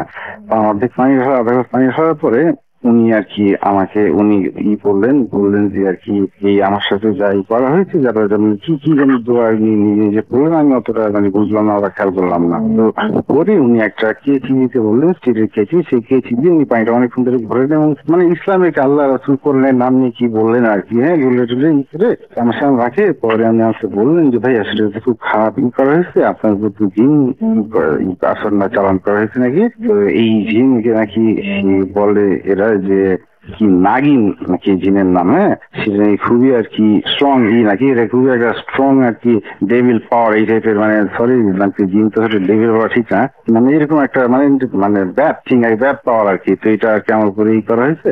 তো আর কি আসলে তো উনিও খুব মন খারাপ করে আর মানে সে আমি বুঝতেছি যে সে আর কি আবারও ই করে দেখতেছে যে আসলে কি মন করা হয়েছে না কি হয়েছে আসলে। করে বলে কি না ভাই আপনি আসলে খুব একটা খারাপ ই করা হয়েছে, নাগিন জিন যে সারাক্ষণ আপনার নজরে আছে। হ্যাঁ আপনি আপনি আর কি তো মানে কি দেখেছেন আমি সে বুঝতে পারতেছে না, মানে সে একটু আর কি মানে কষ্ট হয়ে গেল যাচ্ছে আমার, আমি কি করবো আমার কি হবে। আর বললো যে আপনি তো ভাই আপনি চাকরি করতে পারবেন না, চাকরি হবে কিন্তু আপনি তো করতে পারবেন না, মানে আপনি ওইগুলো তো সব আর কি মানে তালা বন্ধ করে রাখেছে, আমার চাকরি আমার সংসার আমার আর কি মানে গুড থিঙ্কিং, হ্যাঁ মানে এভরি গুড থিংস আর কি আমার আর কি লট। হ্যাঁ তো তারপর গ্লাসটা আমাকে দিয়ে বললেন যে ভালো মতো লক্ষ্য করেন, মানে বোঝার জন্য যে কারা এরকম করছে। হ্যাঁ তো দেখেন তো কারো এখানে চেহারা বা কিছু দেখতে পান কিনা। তো আমি সঙ্গে সঙ্গে চিন্তা করলাম যে যারা এরকম করছে বা করছে আমি আইডিয়া করি তাদের আর কি আমি চেহারা মাথায় জানলাম না, যাতে আমি এখানে না দেখি। হ্যাঁ আমি অনেকক্ষণ থাকিয়ে থেকে আমি বললাম যে ভাই আমি তো আসলে কারো চেহারা দেখতে পাচ্ছি না, কিন্তু মানে এরা মানে উপরের আঙ্গুলে টাঙ্গুলে ছায়া গ্লাসের ভিতরে পড়ে মানে খুব কালো কালো লাগতেছে পানিটা, আর মনে হচ্ছে যে মনে হচ্ছে একটা মানে মানে মেয়ে বা মহিলা এরকম আর কি একটা ছবির মতো লাগতেছে, হয়তো আঙ্গুলের ছায়ার জন্য বা হয়তো আসলে জায়গা আমি জানি না। তো আমি ওনাকে বললাম, তো উনি আবার একই কথা বললেন, মন খারাপ করে বললেন যে এসবই তো ভাই এরকমই, আপনার সংসার করার কথা না, বললেন যে ভাবি তো আপনার সাথে থাকার কথা না, এই অবস্থা করে রাখছে।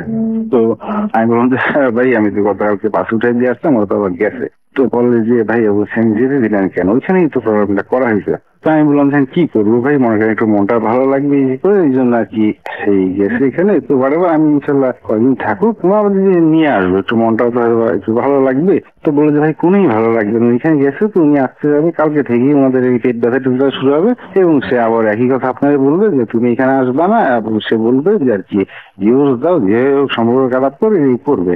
তো আমি আর ওনারা বললাম না যে উনি যে কথাগুলো বললে এটা অলরেডি সে আমার যাওয়ার সময় বলে গেছে। হ্যাঁ তো আর কি বলবো, তো যাই হোক আমি আসলে কি মানে কি বলবো, আমি আসলে খুবই বউ বাচ্চা পাগল ছেলে, তো আমি আর কি যাই বলে আমি আর কি মনে করি যে বাচ্চা মানুষের পোলাপার মতো করতেছে ঠিক হয়ে যাবে আর কি, অনেক স্ট্রেস গেছে। আর ভাই 3টা সিজার বেবি হয়েছে, তো আসলে তো উপরে যারা ফিজিক্যাল স্ট্রেস আছে, আর একা 3টা বাচ্চা দেখতে হয়, তো ওটা তো অনেক একটা মেন্টাল স্ট্রেস পড়ে, সেই জন্য আর কিছু একটা আছে। তো উনি বললো যে ভাই আর কোনো কি কিছু হয়েছে, তো আমি আবার একটা জিনিস বললাম যে ভাই একটা জিনিস আমরা বলিনি, আমার থার্ড বেবিটা হওয়ার পরে আমরা যেদিনকে হসপিটাল থেকে বাসায় এসেছি তার পরের দিন একটা ব্যাপার হলো যে আমি আর কি আমি যে বালিশ নিয়ে শুই সেই বালিশ আমি বাড়ি দিয়ে গুছাচ্ছি, তো হঠাৎ করে তোমাদের হাতে কি লাগলো, তো হাতে ধরে ধরে দেখি যে বালিশের ভিতরে একটা বেশ বড় মানে মানে একটা অনেক বড় একটা পেরেক, লোহার পেরেক রাখা।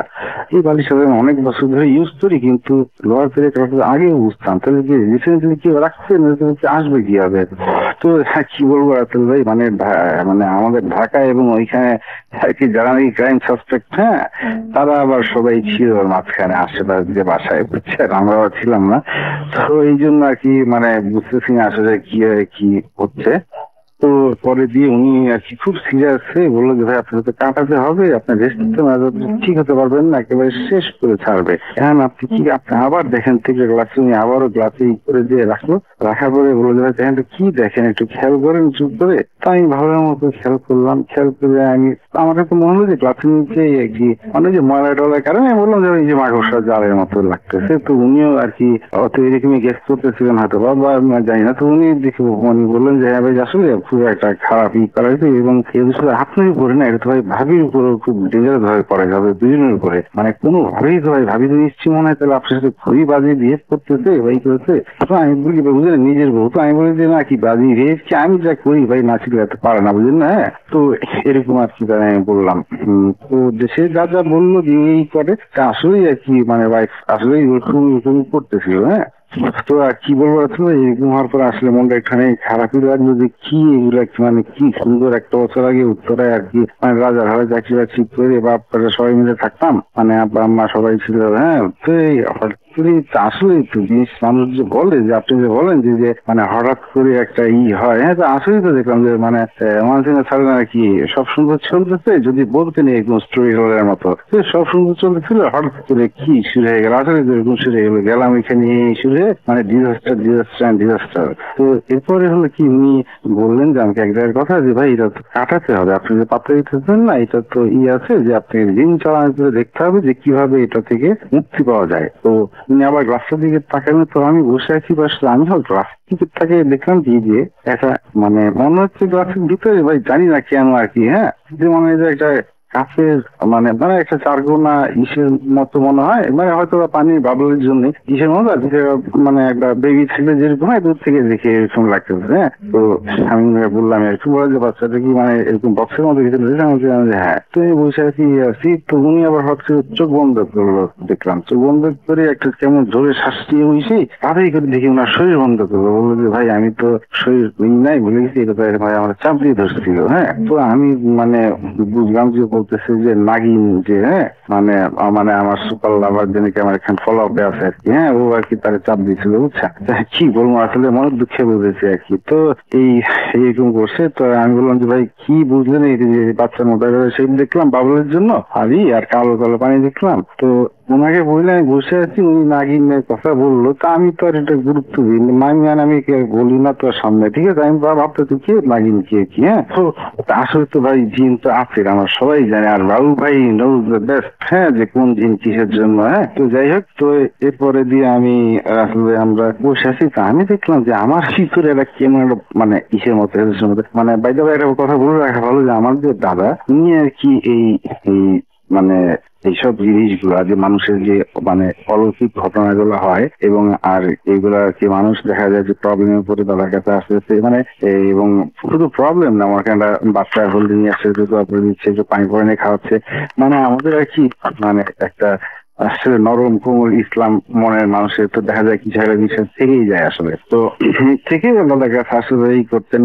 তো উনি বললো যে আপনি আপনার দাদা থেকে তো সেটা নিতে পারেন। তাই আমি বললাম যে ভাই দাদা তো আব্বু চাচা একটু চাপে আর এগুলোই করে না, তো কি আর করবো এখন, মানে দেখিও তো উনি একজনকে আর কি ফোন দিলেন।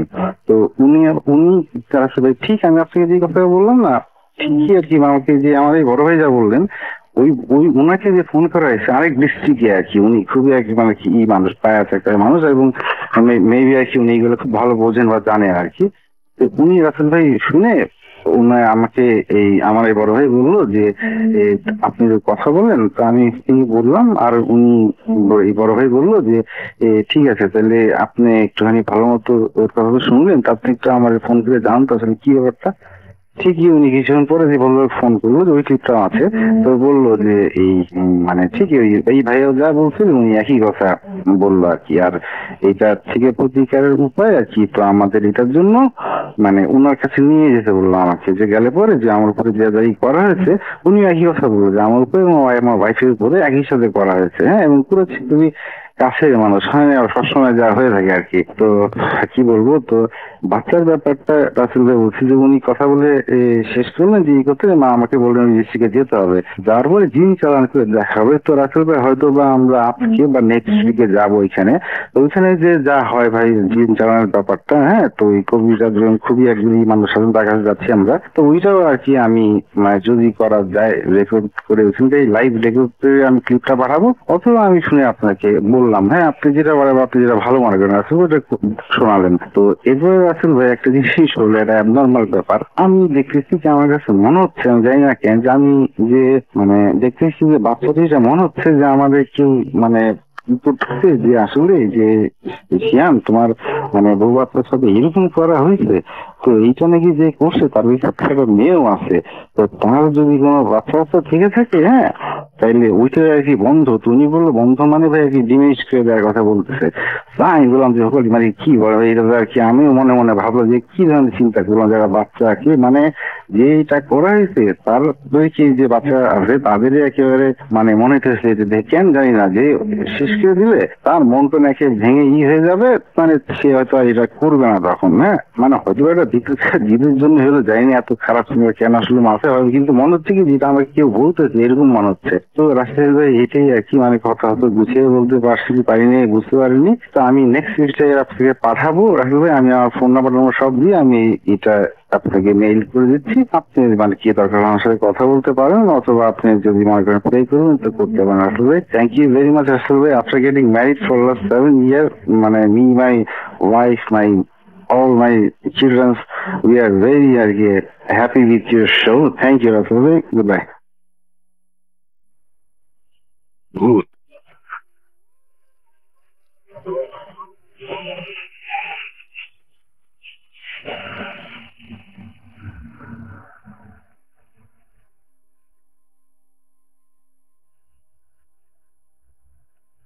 Welcome back. The night comes live with গ্রামীণ ফোন। আশা করছি যে আজকের ফুটবলটা জমজমাট হয়ে উঠেছে অত্যন্ত মধ্যে এবং আপনাদের কাছে ভালো লাগছে এবং আশা করব সেটাই। এখন চলে যাব সরাসরি আবারও ঘটনায়, তবে তার আগে বলি যে আপনারা যারা স্টুডিওতে আসতে চান খুবই অপেক্ষা করবেন কারা বলবেন যে স্টুডিওতে আসবেন এবং কাদের ঘটনা শেয়ার করবেন, সেই জন্য আমি খুব উদ্গ্রীব হয়ে থাকি। তো সেই জন্য আপনাদেরকে জানাই যে যারা স্টুডিওতে আসতে চান অবশ্যই আমাদের ঘটনা লিখে পাঠান। আমাদের অ্যাড্রেসটা হচ্ছে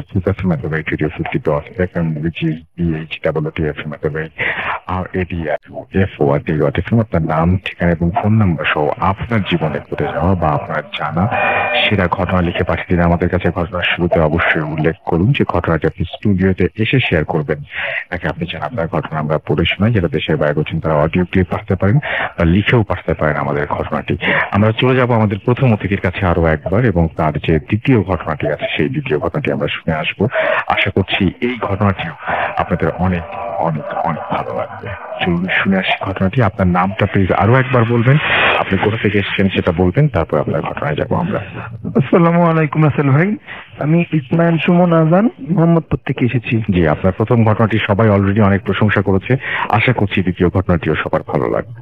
জি রাসেল ভাই, আমি এখন আমার দ্বিতীয় যে ঘটনাটি শেয়ার করব, এই ঘটনাটি রাসেল ভাই এখন থেকে আরো 80 থেকে 90 বছর আগের ঘটনা। সেটি হচ্ছে বাংলাদেশের বেনাপোল সীমান্তবর্তী কোনো একটি গ্রামে। সেই ঘটনাটি হচ্ছে একটি হিন্দু মেয়েকে কেন্দ্র করে। তো আমি চলে যাই রাসেল ভাই আমার মূল ঘটনায়। তো ঘটনাটি ঘটে এখন থেকে আরো 80-90 বছর আগে। তখন সদ্য বিবাহিত একটি মেয়ে, হিন্দু পরিবারের একটি মেয়ে তার বাবার বাড়িতে বেড়াতে যায়। বিয়ের কিছুদিন পরেই তার বাবা বাড়িতে বেড়াতে যায়। তো তার বাবার বাড়ি থেকে সে কয়েকদিন থেকে যখন তার স্বামীর বাড়িতে আসবে, তো এমন টাইমে তার মা, তার ফ্যামিলির মানুষ তার স্বামীর জন্য কিছু মাছ, বড় বড় মাছ ভেজে তার সাথে করে দিয়ে দেয় যে তার স্বামীকে বাসায় নিয়ে সেগুলো খাওয়ানোর জন্য। তো রাসেল ভাই একটু বলে রাখি, তো ওই মেয়েটি আর কি সদ্য বিবাহিত ওই নববধূটি তার ভাইয়ের সাথে যখন রওনা দেয় সেটা দুপুরের পরে। তো তখন যেহেতু রাস্তাঘাটের অবস্থা তেমন ভালো ছিল না এবং সেই মেয়েটির বাবা বাড়ি থেকে তার স্বামীর বাড়ির রাস্তার দূরত্বটা ছিল 10 থেকে 12 কিলোমিটার আনুমানিক। তো রাসেল ভাই এই পথটা একটু হরর ছিল। হরর বলতে আপনার এই পথটার মধ্যে দিয়ে কয়েকটা জিনিস অতিক্রম করতে হয়। মূলত রাতে কেউ একা এই রাস্তা দিয়ে চলাচল করে না, একটু একটু হন্টেড প্লেস ছিল। তো যাই হোক, তো এই রাস্তার মধ্যে রাসেল ভাই পুরানো একটি শ্মশান পড়ে এবং একটি পরিত্যক্ত জমিদার বাড়ি পড়ে এবং কিছু দূর চলে আসলে ঝোপঝাপ পেরিয়ে একটা পচা ডোবা এবং একটি কবরস্থান পড়ে। এই টোটাল এই জিনিসগুলোকে অতিক্রম করে কিন্তু ওই মেয়েটাকে তার শ্বশুর বাড়িতে আসতে হবে, মানে স্বামীর বাড়িতে আসতে হবে। তো তারা আর কি ভাই বোন দুইজন, মানে ওই মেয়েটি এবং মেয়েটির ভাই, ওরা দুইজন মিলে তাদের বাড়ি থেকে দুপুরবেলা খাওয়া দাওয়া করে রওনা দেয়। তো তারা কথা বলতে বলতে রাসেল ভাই অর্ধেকটা পথ চলে আসে। তো তারা যখন ওই শ্মশানটা পার করে জমিদার বাড়ির কাছাকাছি কয়েক গছের মধ্যে যাবে, তো এর মধ্যে রাসেল ভাই মেয়েটা যখন সেই মাছের যে হাড়িটা ছিল পলিথিন দিয়ে মুখটা বাঁধা, একটা রশি দিয়ে হাতের মধ্যে মেয়েটার হাতে ছিল। তো মেয়েটা যখন আসতেছে, যাওয়ার পথে জমিদার বাড়ির কাছাকাছি চলে আসছে, তখন যে সে একটু অন্যরকম একটু অনুভব ফিল করে। দেখা যায় কি মেয়েটা একটু হঠাৎ করে একটু গরম বাতাস মেয়ের গায়ে লাগে। তো মেয়ে ওটা ওরকম ভাবে নেয় না। তারা দুই ভাই বোন কথা বলতে বলতে চলে আসে। যখন তারা ঠিক ওই পচা ডোবাটির পাশাপাশি একদম কাছাকাছি চলে আসে, মেয়েটিকে এমন জোরে কি যেন একটা ধাক্কা মারে, অদৃশ্য কি যেন একটা ধাক্কা মারে, মেয়েটি সেই মাছের হাঁড়িটি নিয়ে সেই পচা ডোবার মধ্যে পড়ে যায়। তো পচা ডোবার মধ্যে যখন সে পড়ে যায় রাসেল ভাই, তখন তার ভাই সেই মেয়েটিকে ওই ডোবা থেকে উঠায়, মাছের হাঁড়িটি সহ তাকে ওঠায়। উঠানোর পরে তার পুরো কাপড় চোপড় যেহেতু ভিজে ছিল, তো আমরা জানি যে হিন্দুদের পরিবার একটু রক্ষণশীল পরিবার হয়ে থাকে, আর যেহেতু ওরা ব্রাহ্মণ ছিল এবং খুবই সেন্সিটিভ ফ্যামিলি ছিল, যে এই ভিজা কাপড়ে যদি তার শ্বশুর বাড়িতে মানে তার স্বামীর বাড়িতে যায় তখন নানা রকম প্রশ্ন উঠতে পারে। তো মেয়েটা তার ব্যাগের মধ্যে যে কাপড় চোপড় ছিল ওইখান থেকে আরেকটা কাপড় নিয়ে সে ওই দোবাটার পাশে একটা ঝোপের মধ্যে যে তার কাপড় চোপড় চেঞ্জ করলো রাসেল ভাই। তো কাপড় চোপড় চেঞ্জ করে সেই ভিজা কাপড়টার সাথে করে নিয়ে আসে না, সেই ভিজা কাপড়টা ওইখানেই রেখে চলে আসে। যেহেতু ভিজা কাপড় যদি নিয়ে আসে তো আরো কথা হতে পারে, তো এক কথা থেকে দুই কথা হবে, তখন তার অশান্তি হতে পারে, এরকম চিন্তা ভাবনা করে সে ভিজা কাপড় তার আনে না, তখন সে কাপড় চেঞ্জ করে সে বাড়িতে চলে আসে। তো রাসেল ভাই এই পর্যন্ত সবই স্বাভাবিক ছিল। তো দুই একদিন যাওয়ার পরে মেয়েটার মধ্যে হঠাৎ কিছু চেঞ্জ লক্ষণ করা যায়, তার কিছু পরিবর্তন লক্ষণ করা যায়। তার মধ্যে প্রধান যে সমস্যাটা ছিল, সে মেয়ে আমিষ খাওয়ার প্রতি মানে মাছ মাংস খাওয়ার প্রতি আগ্রহটা প্রচুর বেড়ে যায়। এবং আমরা সাধারণত জেনে থাকি হিন্দুরা এমনিতেই নিরামিষ ভোজি বেশি হয়ে থাকেন, তারা সপ্তাহে একদিন বা 2 দিন কি মাছ মাংস খেয়ে থাকেন সাধারণত। আর তখনকার আমলে মানুষ হয়তো বা মাছ মাংস অতটা বেশি খেতেও না, কারণ আর্থিক একটা ব্যাপার ছিল। তো যাই হোক, তো ওই মেয়েটা পরিবার যেদিনই মাছ মাংস রান্না করতো এবং ফ্যামিলি সবার জন্য রান্না করতো, সেই মেয়েটা একাই রান্নার পরপরই সেই মেয়েটা একাই সব মাছ বলি বা মাংস বলি, তখন কথা হচ্ছে এই ব্যাপার যতগুলো রান্না করে ফেলতো এই সবগুলোই সে মেয়ে একাই খেয়ে নিত। তো একা খাওয়ার এবং তার অস্বাভাবিক খাবার আমরা যেটা আগ্রহ বলি এটা বেড়ে যায়। সেটা শুধু মাছ মাংসের ক্ষেত্রেই আসলে ভাই, অন্য কিছুর ক্ষেত্রে না। ভাত তেমন খেত না বা রুটি মুটি বা অন্য সবজি টবজি তেমন খেত না, শুধু তার আগ্রহ কেন্দ্রবিন্দু ছিল এই মাছ মাংস। তো তার ফ্যামিলি এটা নিয়ে অনেক কানাঘোষা হয় এবং তার স্বামীকে কমপ্লেন দেয় এবং তারা অনেক রকম বোঝায় যে যেন সবার কথা চিন্তা করে সে খাবারটা খায়। আর যেহেতু নববধূ ছিল তাকে ওরকম ভাবে স্ট্রিক্টলি কিছু বলতেও পারতো না। তো যাই হোক, তো তারপরও যখন দেখলো যে না মেয়েটির তার খাওয়ার আগ্রহতা বা প্রবণতা কমাচ্ছে না, যে সে এরকম কারোর কথা চিন্তা করছে না, সে একাই সব খেয়ে নিচ্ছে, তখন তারা চিন্তা করলো কি যে ঠিক আছে মাছ মাংস রান্নাই বন্ধ করে দাও। তখন তারা ফ্যামিলিতে মাছ মাংস রান্না বন্ধ করে দিছে এবং তারা নিরামিষ খাওয়া ধরলো। কিন্তু এই নিরামিষ রান্নার পর থেকে মেয়ে কিন্তু টোটালি খাবার অফ করে দিছে, সে ভাতও খায় না আর কিছুই খায় না, সে একদম না খেয়ে আছে। তো রাসেল ভাই এখানে একটু বলে রাখি, সেটা হচ্ছে যে এই মেয়ের মধ্যে যতগুলো সিমটম বা যতগুলো লক্ষণ দেখা যেত সবগুলোই কিন্তু দেখা মিলতো হচ্ছে মাগরিবের নামাজের পরপর। মাগরিবের নামাজের পরপর থেকে ধরে সে রাত 3টা কি 4টা পর্যন্ত এই যে পিরিয়ডটা বা এই সময়টার মধ্যেই মেয়েটার লক্ষণগুলো আর কি দেখা যেত।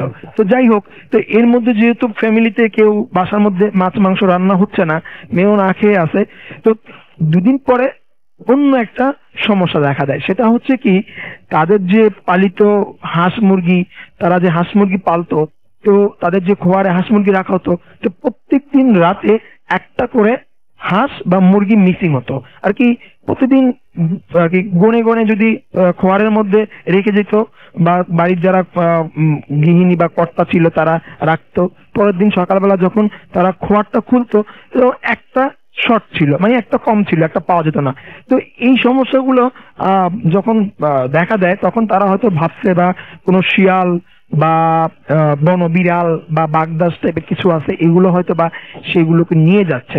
কিন্তু ভাই সেগুলো নিয়ে যাওয়ারও কিন্তু ওইটা তো নিয়ে যাওয়ার কোনো রকমই সম্ভব ছিল না, কারণ কি সেটা ছিটকারি সিস্টেম ছিল, সেটা হাত দিয়ে খুলতে হতো। একটা মানুষই সেটা খুলতে পারতো, কিন্তু একটা পশুর পক্ষে সেটা বা একটা জীবজন্তুর পক্ষে সেটা খোলা কোনো রকমই সম্ভব ছিল না। তো যদিও এই ব্যাপারটা তাদের মাথায় তখন কোনো কাজ করেনি, তারা ভাবছে হয়তো শিয়াল বা বাগদাস বা এরকম কিছু জন্তু জানোয়ার সেগুলো নিয়ে যায়।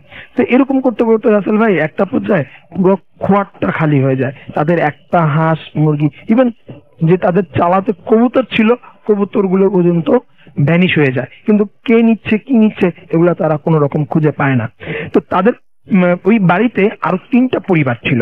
তো যখন তাদের সব শেষ হয়ে যায়, মানে এই হাঁস মুরগি কবুতর গুলো শেষ হয়ে যায়, তখন তাদের প্রতিবেশীদের এগুলো আস্তে আস্তে একটা করে কমতে থাকে রাসেল ভাই। তো এর মধ্যে তারা সবাই মিলে, বাড়ির যারা কর্তা বা পুরুষ মানুষ আছে তারা মিলে একটা ডিসিশন নিল যে আমরা পাহারা দেব। যে নিচ্ছে তো কে নিচ্ছে, এগুলো কোথায় নিচ্ছে, বা কেউ কি চোরে নিয়ে যাচ্ছে কি, তখন যে তারা পাহারা বসালো। কিন্তু রাসেল ভাই অদ্ভুত ব্যাপার, এই পাহারার মধ্যে তারা এমন কোনো পশু বা জীবজন্তু দেখেনি, বা এরকম কোনো চোরও দেখেনি যে এইটা নিয়ে যেতে পারে। তো যাই হোক, তারা এর কোনো হদিস খুঁজে পায় না, যে তারা সবাই এটাকে একটা দুর্ঘটনা ভেবে, এটাকে আর কি নিয়তি ভেবে এটা তারা এই জিনিসটাকে আর পাহারা দেয় না। তো রাসেল ভাই এর মধ্যে তাদের বাড়িতে একটা মেয়ের একটা আর কি পাশের বাসার একটা মেয়ে, তাদের বাড়িতে যে 2-3টা পরিবার আছে, এক পরিবারের একটা মেয়ের একটা নব শিশু জন্ম হয়, ছেলে শিশু জন্ম হয়।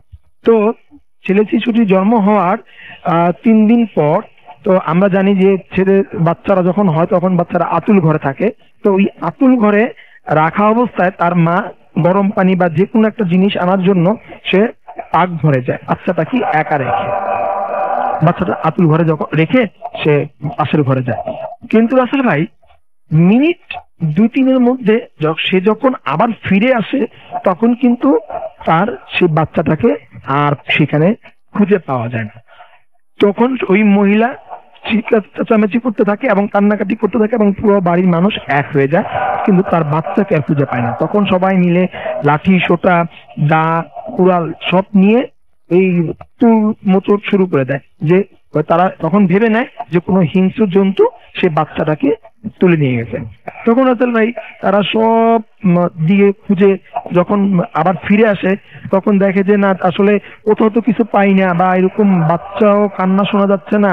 তো কি অদ্ভুত ব্যাপার, তারা সব কান্নাকাটি করে। তখন তাদের মাথায় হঠাৎ একটা ইয়ে আসে যে আমাদের বাড়ির পিছনে যে একটা বাঁশঝাড়ের পাশে একটা পরিত্যক্ত গোয়াল ঘর আছে, একটু ওদিকটা তো যাওয়া আর কি দেখা হয়নি, আসলে ওদিকটা তো একটু খুঁজে দেখা দরকার। তখন বাড়ির যে পুরুষ লোকরা আছে তারা সবাই মিলে সেই গোয়াল ঘরের দিকে গেল। কিন্তু রাসেল ভাই গোয়াল ঘরে যখন তারা ঢুকলো, তারা যা দেখলো তার জন্য তারা মোটেই রেডি ছিল না, তৈরি ছিল না। তারা তো দেখে পুরো হতভম্ব হয়ে গেল। তারা দেখে যে ওই যে নববধূ, ওই মেয়েটা সেই গোয়াল ঘরে বসা, এবং সে কুকুরের আসনে বসা, মানে একটা কুকুর যখন পা ভাঁজ করে যেভাবে বসে ওইভাবে বসা, এবং তার চুলগুলো, মাথার সব চুলগুলো ছাড়া, এবং সে ওই বাচ্চাটাকে কামড়ে কামড়ে খাচ্ছে, একদম খুবই অদ্ভুত ভাবে খাচ্ছে। তখন তারা যখন ওই রুমের মধ্যে ঢুকে এবং ওই মেয়েটা ওই লোকদের দিকে তাকায়, এবং তাকানোর পরে তারা দেখতে পায় যে মেয়েটির চোখ পুরো লাল হয়ে আছে, এবং মেয়েটি হিংস্র একটি শব্দ করছে। তখন তারা ওই অবস্থা দেখে ওই বাড়ির যা পুরুষ লোকরা ছিল তারা সাথে সাথে মেয়েটিকে ওই স্পটেই পিটিয়ে মেরে ফেলে। তো যখন মেয়েটিকে পুরো মেরে ফেলে, পিটিয়ে যখন মেরে ফেলে, তখন ওই এলাকার মানুষজন সব এক হয়ে যায়, এবং ওই গ্রামের যারা গণ্যমান্য ছিল বা যারা গ্রাম প্রধান ছিল বা সমাজ প্রধান ছিল, তারা একটা ডিসিশন নেয় যে এই মেয়েকে কোনো রকমই এই গ্রামে দাহ করা যাবে না, মানে একে কোন রকম সৎকার করা যাবে না। যদি সৎকার করতে হয় তাহলে এই গ্রাম থেকে অন্য কোথাও নিয়ে যে সৎকার করতে হবে, যেহেতু এর সাথে অশরীরী আত্মা ছিল। তো ওই মেয়েটি কে যেহেতু মেরে ফেলা হয়, মেরে ফেলার পরে এখন তো এটিকে আপনার সৎকার করা লাগবেই। তো এই জন্য তারা করলো কি, একটু ওই যে 3টা গ্রাম পরে জানতে পারে যে একটা পুরান শ্মশান আছে, এবং ওইখানে যে পাশে যে কালী মন্দির আছে, ওই কালী মন্দিরের যে প্রধান পুরোহিত, উনি খুবই আধ্যাত্মিক একজন পুরোহিত, এবং উনি পারবেন এই মেয়েটাকে দাহ করতে, এবং যত রকম ফর্মালিটিস আছে সব উনি পূরণ করতে পারবেন। তখন যে তার কাছে যাওয়া হয়, এবং যাওয়ার পরে তাকে কি ওই ডেড বডিটা, ওই লাশটাকে নিয়ে যাওয়া হয়, লাশটাকে নিয়ে যাওয়া হয়, এবং তার কাছে সব ঘটনাটি খুলে বলে রাসেল ভাই। তো খুলে বলার পরে সে ওই মেয়েটির যে হাজবেন্ড, স্বামী, সবকিছু ব্যবস্থা করে দিয়ে তারা ওই ডেড বডিটাকে বা ওই মেয়ের লাশটাকে দিয়ে তারা চলে আসে। তারা আর ওইখানে মোটেও থাকতে চায় না এবং কেউই থাকতে চায় না। তখন ওই যে পুরোহিত আছেন, ওই শ্মশানের যে পুরোহিত, প্রধান পুরোহিত, ওই পুরোহিত বলে যে ঠিক আছে আপনারা চলে যান, আমরা একে অন্তিম ক্রিয়া করে দেব বা এই যা যা দরকার সব আমরা করে দেব। তখন যে তারা চলে আসে, তো ওই শ্মশানের যে প্রধান পুরোহিত এবং ওনার যে সহকারী পুরোহিত ছিল, ওই সহকারী পুরোহিত মিলে যত রকম ক্রিয়াকলাপ আছে বা যত ধরনের ফর্মালিটিস করা দরকার একটা মানুষকে পড়ার জন্য, তো সেজন্য তাড়াতাড়ি ওরা সে ব্যবস্থা করে। তো রাসেল ভাই, এর মধ্যে ওই যে পুরোহিতের যে সহকারী পুরোহিত ছিল সে আর কি হঠাৎ করে অসুস্থ হয়ে পড়ে। তো হঠাৎ করে অসুস্থ হয়ে যাওয়ার পরে তাকে নিয়ে আর কি তাকে বলা হয় যে তুমি বাড়ি চলে যাও, একে আমি নিজেই একাই আর কি দাহ করতে পারবো, আমার কোনো সমস্যা হবে না। তখন যে সে প্রধান পুরোহিত ওই মেয়েটিকে ওই কাঠের মধ্যে রেখে, মানে শোয়ার আসনে যখন মেয়েটাকে অগ্নিদাহ করা হবে ওরকম পজিশনে রেখে সে একটি বিশেষ পূজা করতে বসে, যে পূজাটা করলে যে সে তার সাথে যে অশরীরী আত্মা ছিল যেন পরে কোনো রকমই কোনো সমস্যা না হয়, এজন্য সেটা বিশেষ পূজা করতে বসে। এবং পূজা যখন শুরু করে তখনই উনি কিছু কিছু অদ্ভুত লক্ষণ দেখতে পারে, যে তার পূজাটা কমপ্লিট করার জন্য যত রকম আর কি ক্রিয়াকলাপ করা লাগে তার সব একটা ভুল হচ্ছে, একটার পর একটা ভুল হচ্ছে, তারপরে সে কন্টিনিউ এটা করতে থাকে। তো যখন তার পূজাটা অর্ধেক প্রায় শেষ, তখন ওই শ্মশানের পাশেই একটা বড় বট গাছ ছিল এবং ওই বট গাছের নিচে বসে একটা বিকট কান্নার শব্দ পাওয়া যায়, যে উনি জোরে জোরে একজন লোক কান্না করতেছে। তখন পণ্ডিতের কানে আসে, ওই পুরোহিতের কানে আসে যে কেউ একজন কান্না করতেছে। তখন যে উনি জোরে জোরে বলে ওইখানে কে, কোনো শব্দ হয় না। দ্বিতীয়বার বলে ওইখানে কে, কোনো শব্দ হয় না। তৃতীয়বার জোরে বলে ওইখানে কে কান্না করে। তখন যে ওই লোকটা, মানে ওই অশরীরী আত্মা বলি বা যাই বলি, ওইটা আর কি বলছে যে আমি আর ওই মেয়েটা আর কি ওই লাশটা হচ্ছে আমার মেয়ে, তো আপনি আমার ওই লাশটাকে, আমার মেয়েটাকে আমার কাছে বুঝিয়ে দিয়ে দেন, আমি লাশটাকে নিয়ে যাই, ওর মা লাশটাকে দেখার জন্য কান্নাকাটি করছে। তখন সেই পণ্ডিত বলে যে আপনাকে দিয়ে দেব, তো আপনি আসেন, আর এত রাতে আপনাকে লাশ দিব, আপনি নিবেন কিভাবে? রাস্তায় কত রকম জীবজন্তু, কত রকম বিপদ আপদ আছে, আপনি এখন নিতে পারবেন না, আপনি সকালবেলা পর্যন্ত অপেক্ষা করেন, যদি নিতেই হয় সকালবেলায় নিয়ে যান, আর না হলে এখানেই আপনি যেহেতু আসছেন আপনার বাবা মুখে আগুন দিয়ে আপনি লাশটাকে পুড়িয়ে দেন। তখন যে আপনার ওই লাশটাকে পুরাণের যখন আহ্বান জানানো হয় তখন ওই লোকটা আর আসে না। ওই লোকটা ওইখানে বসে একটা পর্যায়ে বিরক্ত অবস্থায় সে বলে যে আপনাকে বলছি লাশ দিয়ে দেওয়ার জন্য, আপনি দিয়ে দেন, নাহলে আপনার ক্ষতি হবে। তখন উনি একটু অচম্বিত হয়ে যায়, কি ব্যাপার, উনি এইভাবে কথা বলছে কেন? তারপর উনি ওনার পূজার আসন থেকে উঠে তো সামনে আগায় উনি যখন সামনে আসে তখন তার হাতে একটি লটি ছিল, লটির মধ্যে গঙ্গা জল ছিল এবং তার হাতে একটি শিবের ত্রিশূল ছিল। এটি নিয়ে সে সামনে আসে। যখন সামনে আগায় তিনি নাকের মধ্যে হঠাৎ বাজে তীব্র একটি গন্ধ অনুভব করেন এবং উনি এমন একটা গন্ধ অনুভব করে যে কিছু একটা পচে অনেক ভয়ানক যেটা গন্ধ হয় এরকম গন্ধ অনুভব করে। যতই উনি ওই লোকটার সামনে যান ততই উনি এই গন্ধটা অনুভব করেন। তারপরে উনি আর সামনে আগান না, উনি এক পা দুই পা করে আবার পিছে চলে আসেন এবং তখন উনি একটা জিনিস লক্ষ্য করেন যে এত গরমের মধ্যে আমরা সবাই আমি উদাম হয়ে আছি, কিন্তু এই লোকটা চাদর গায়ে দিয়ে আছে কেন? তখন তাকে জিজ্ঞেস করে আপনি চাদর গায়ে দিয়ে আছেন কেন? তখন উনি বলতেছে যে আমার প্রচুর জ্বর। তখন উনি বলতেছে আপনি জ্বরের মধ্যে আপনি নিবেন কিভাবে এই লাশটা, আপনি নিতে চাচ্ছেন? তখন উনি বিরক্ত হয়ে বলতেছে যে তোকে বলছি লাশ দেওয়ার জন্য, তুই লাশ দিয়ে দে, তোর ক্ষতি হবে।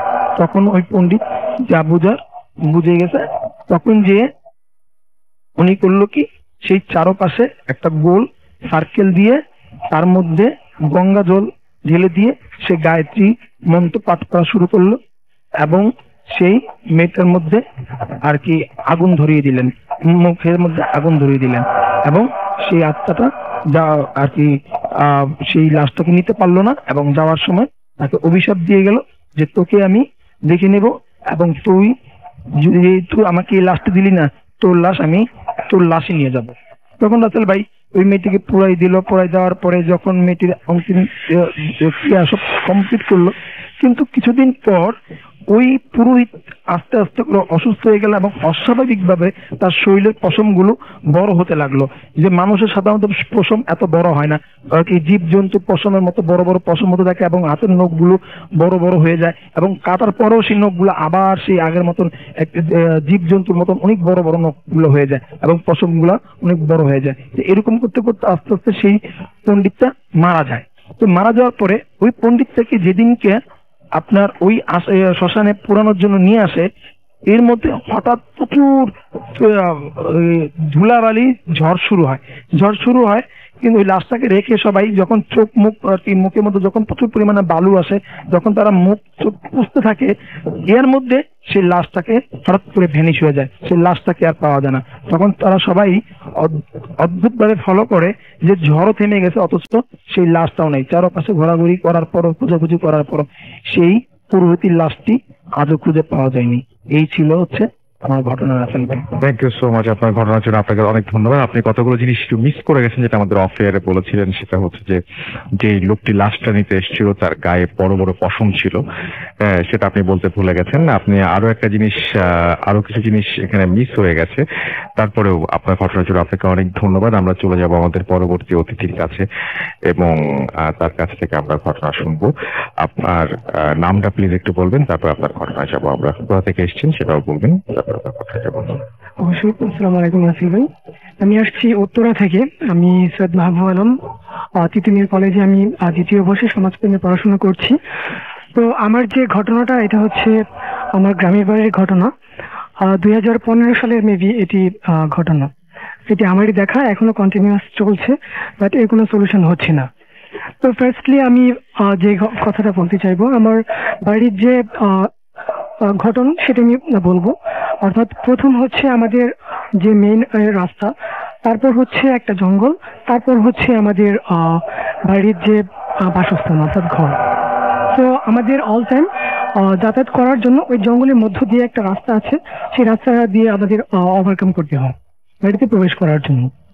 তো আমরা অল টাইম এখান দিয়ে প্রবেশ করি। তো যে ঘটনাটা ঘটেছিল আমার চাচার সাথে, ওনার নাম হচ্ছে মোহাম্মদ হেলাল মিয়া। তো এই ঘটনাটা হচ্ছে মূলত ওনার একটি নেশাকে কেন্দ্র করে। অর্থাৎ উনি মাছ ধরতে একটু বেশি পছন্দ করতেন। মাছ ধরাটা ওনার একটা নেশা বলা যায়, প্রচন্ড ভালোবাসেন মাছ ধরাটা। তো আমাদের গ্রামে যেহেতু এই বিষয়টা অনেক ইজি, অর্থাৎ মাছ ধরার যে বিষয়টা অনেক ইজি, বাড়ির পাশে গেলে পাওয়া যায়। স্পেশালি এটা বর্ষাকালে বাড়ির পাশে গেলে মাছ পাওয়া যায়।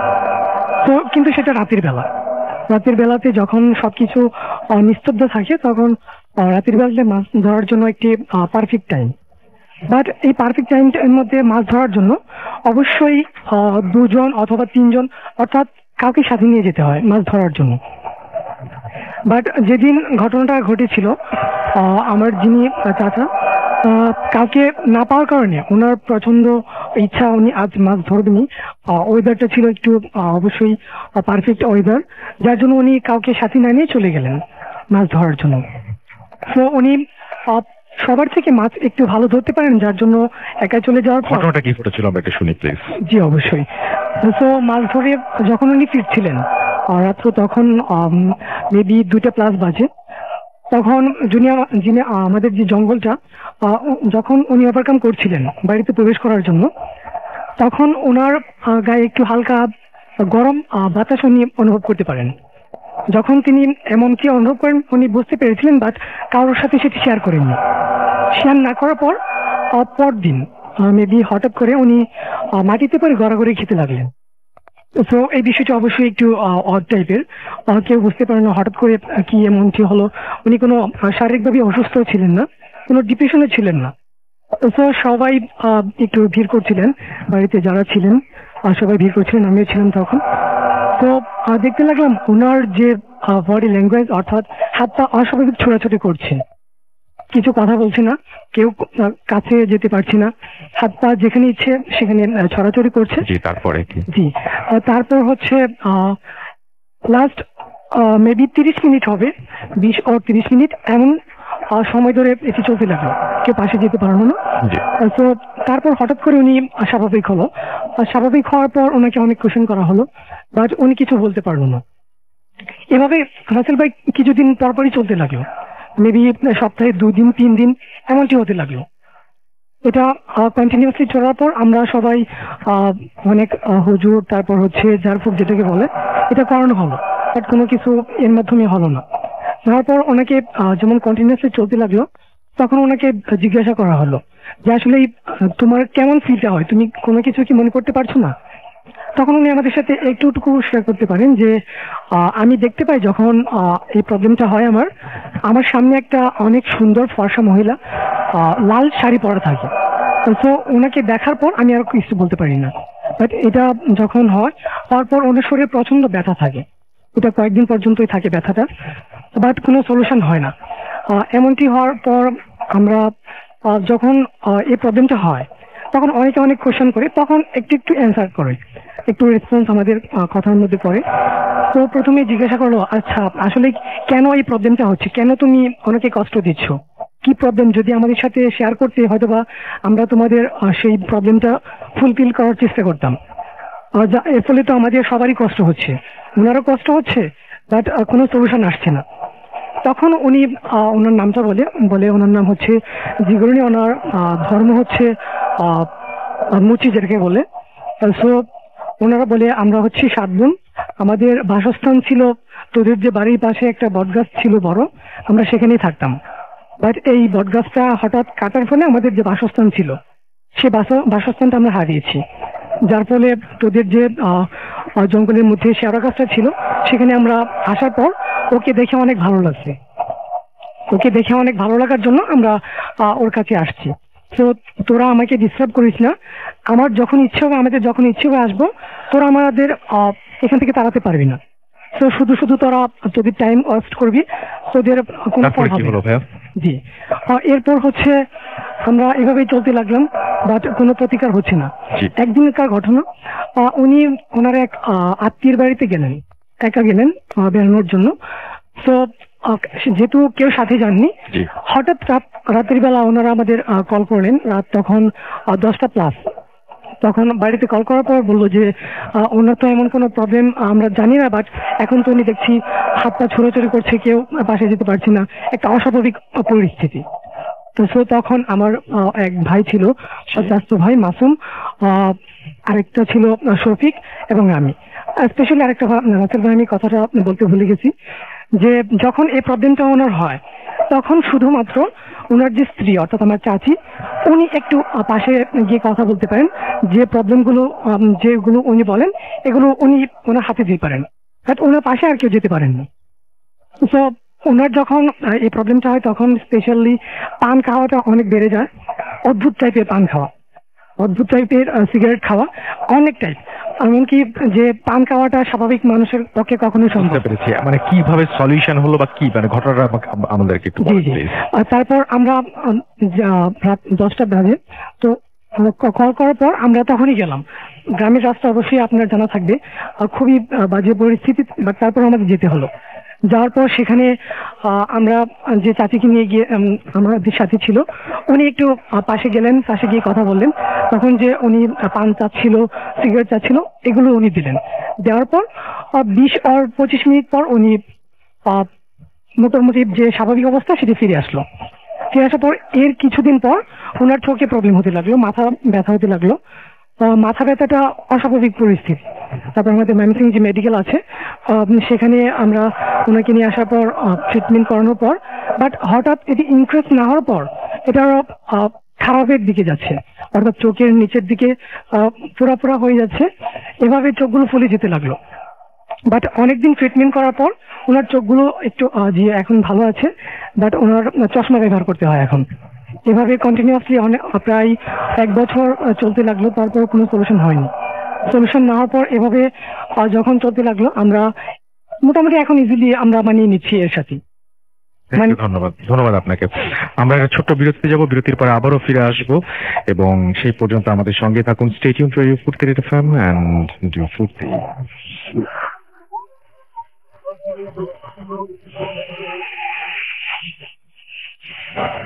Yes, the night comes alive with coming phone. You're listening to Radio Food Terror FM. ঘড়িতে সময় রাত 1:52 অর্থাৎ বুঝতেই পারছেন আমাদের হাতে আর সময় নেই। কমেন্ট পড়ার ইচ্ছা ছিল, বাট এখন আর সেটা সম্ভব হচ্ছে না। আজকের মতো আমাদের এখানে বিদায় নিতে হচ্ছে। কথা হবে আবারও আগামী শুক্রবারে। সেই পর্যন্ত আপনাদের ইমেইলের অপেক্ষায় থাকবো। আপনাদের ইমেল অ্যাড্রেস তো জানিয়ে দিয়েছি, তারপরেও আরো একবার জানিয়ে দিই। আমাদের ইমেল অ্যাড্রেস হচ্ছে foodfm@radiofurti.fm, which is BHWTFM@radioforti.fm। আপনার নাম, ঠিকানা এবং ফোন নাম্বার সহ আপনার জীবনে ঘটে যাওয়া বা আপনার জানা সেরা ঘটনা লিখে পাঠিয়ে দিন আমাদের কাছে। ঘটনার শুরুতে অবশ্যই উল্লেখ করুন যে ঘটনাটি আপনি স্টুডিওতে এসে শেয়ার করতে চান, নাকি আপনি চান আপনার ঘটনা আমরা পড়ে শোনাই। যারা দেশের বাইরে রয়েছেন তারা সরাসরি অডিও ক্লিপ পাঠাতে পারেন বা লিখেও পাঠাতে পারেন ঘটনাটি। আমরা আজকের মতো এখানে বিদায় নিচ্ছি। কথা হবে আবারও আগামী শুক্রবার ইনশাআল্লাহ। সেই পর্যন্ত সবাই ভালো থাকুন, সুস্থ থাকুন, সুন্দর থাকুন, মোস্ট ইম্পর্টেন্টলি ফুর্তিতে থাকুন। আজকের মতো এখানেই বিদায় নিচ্ছি। টাটা।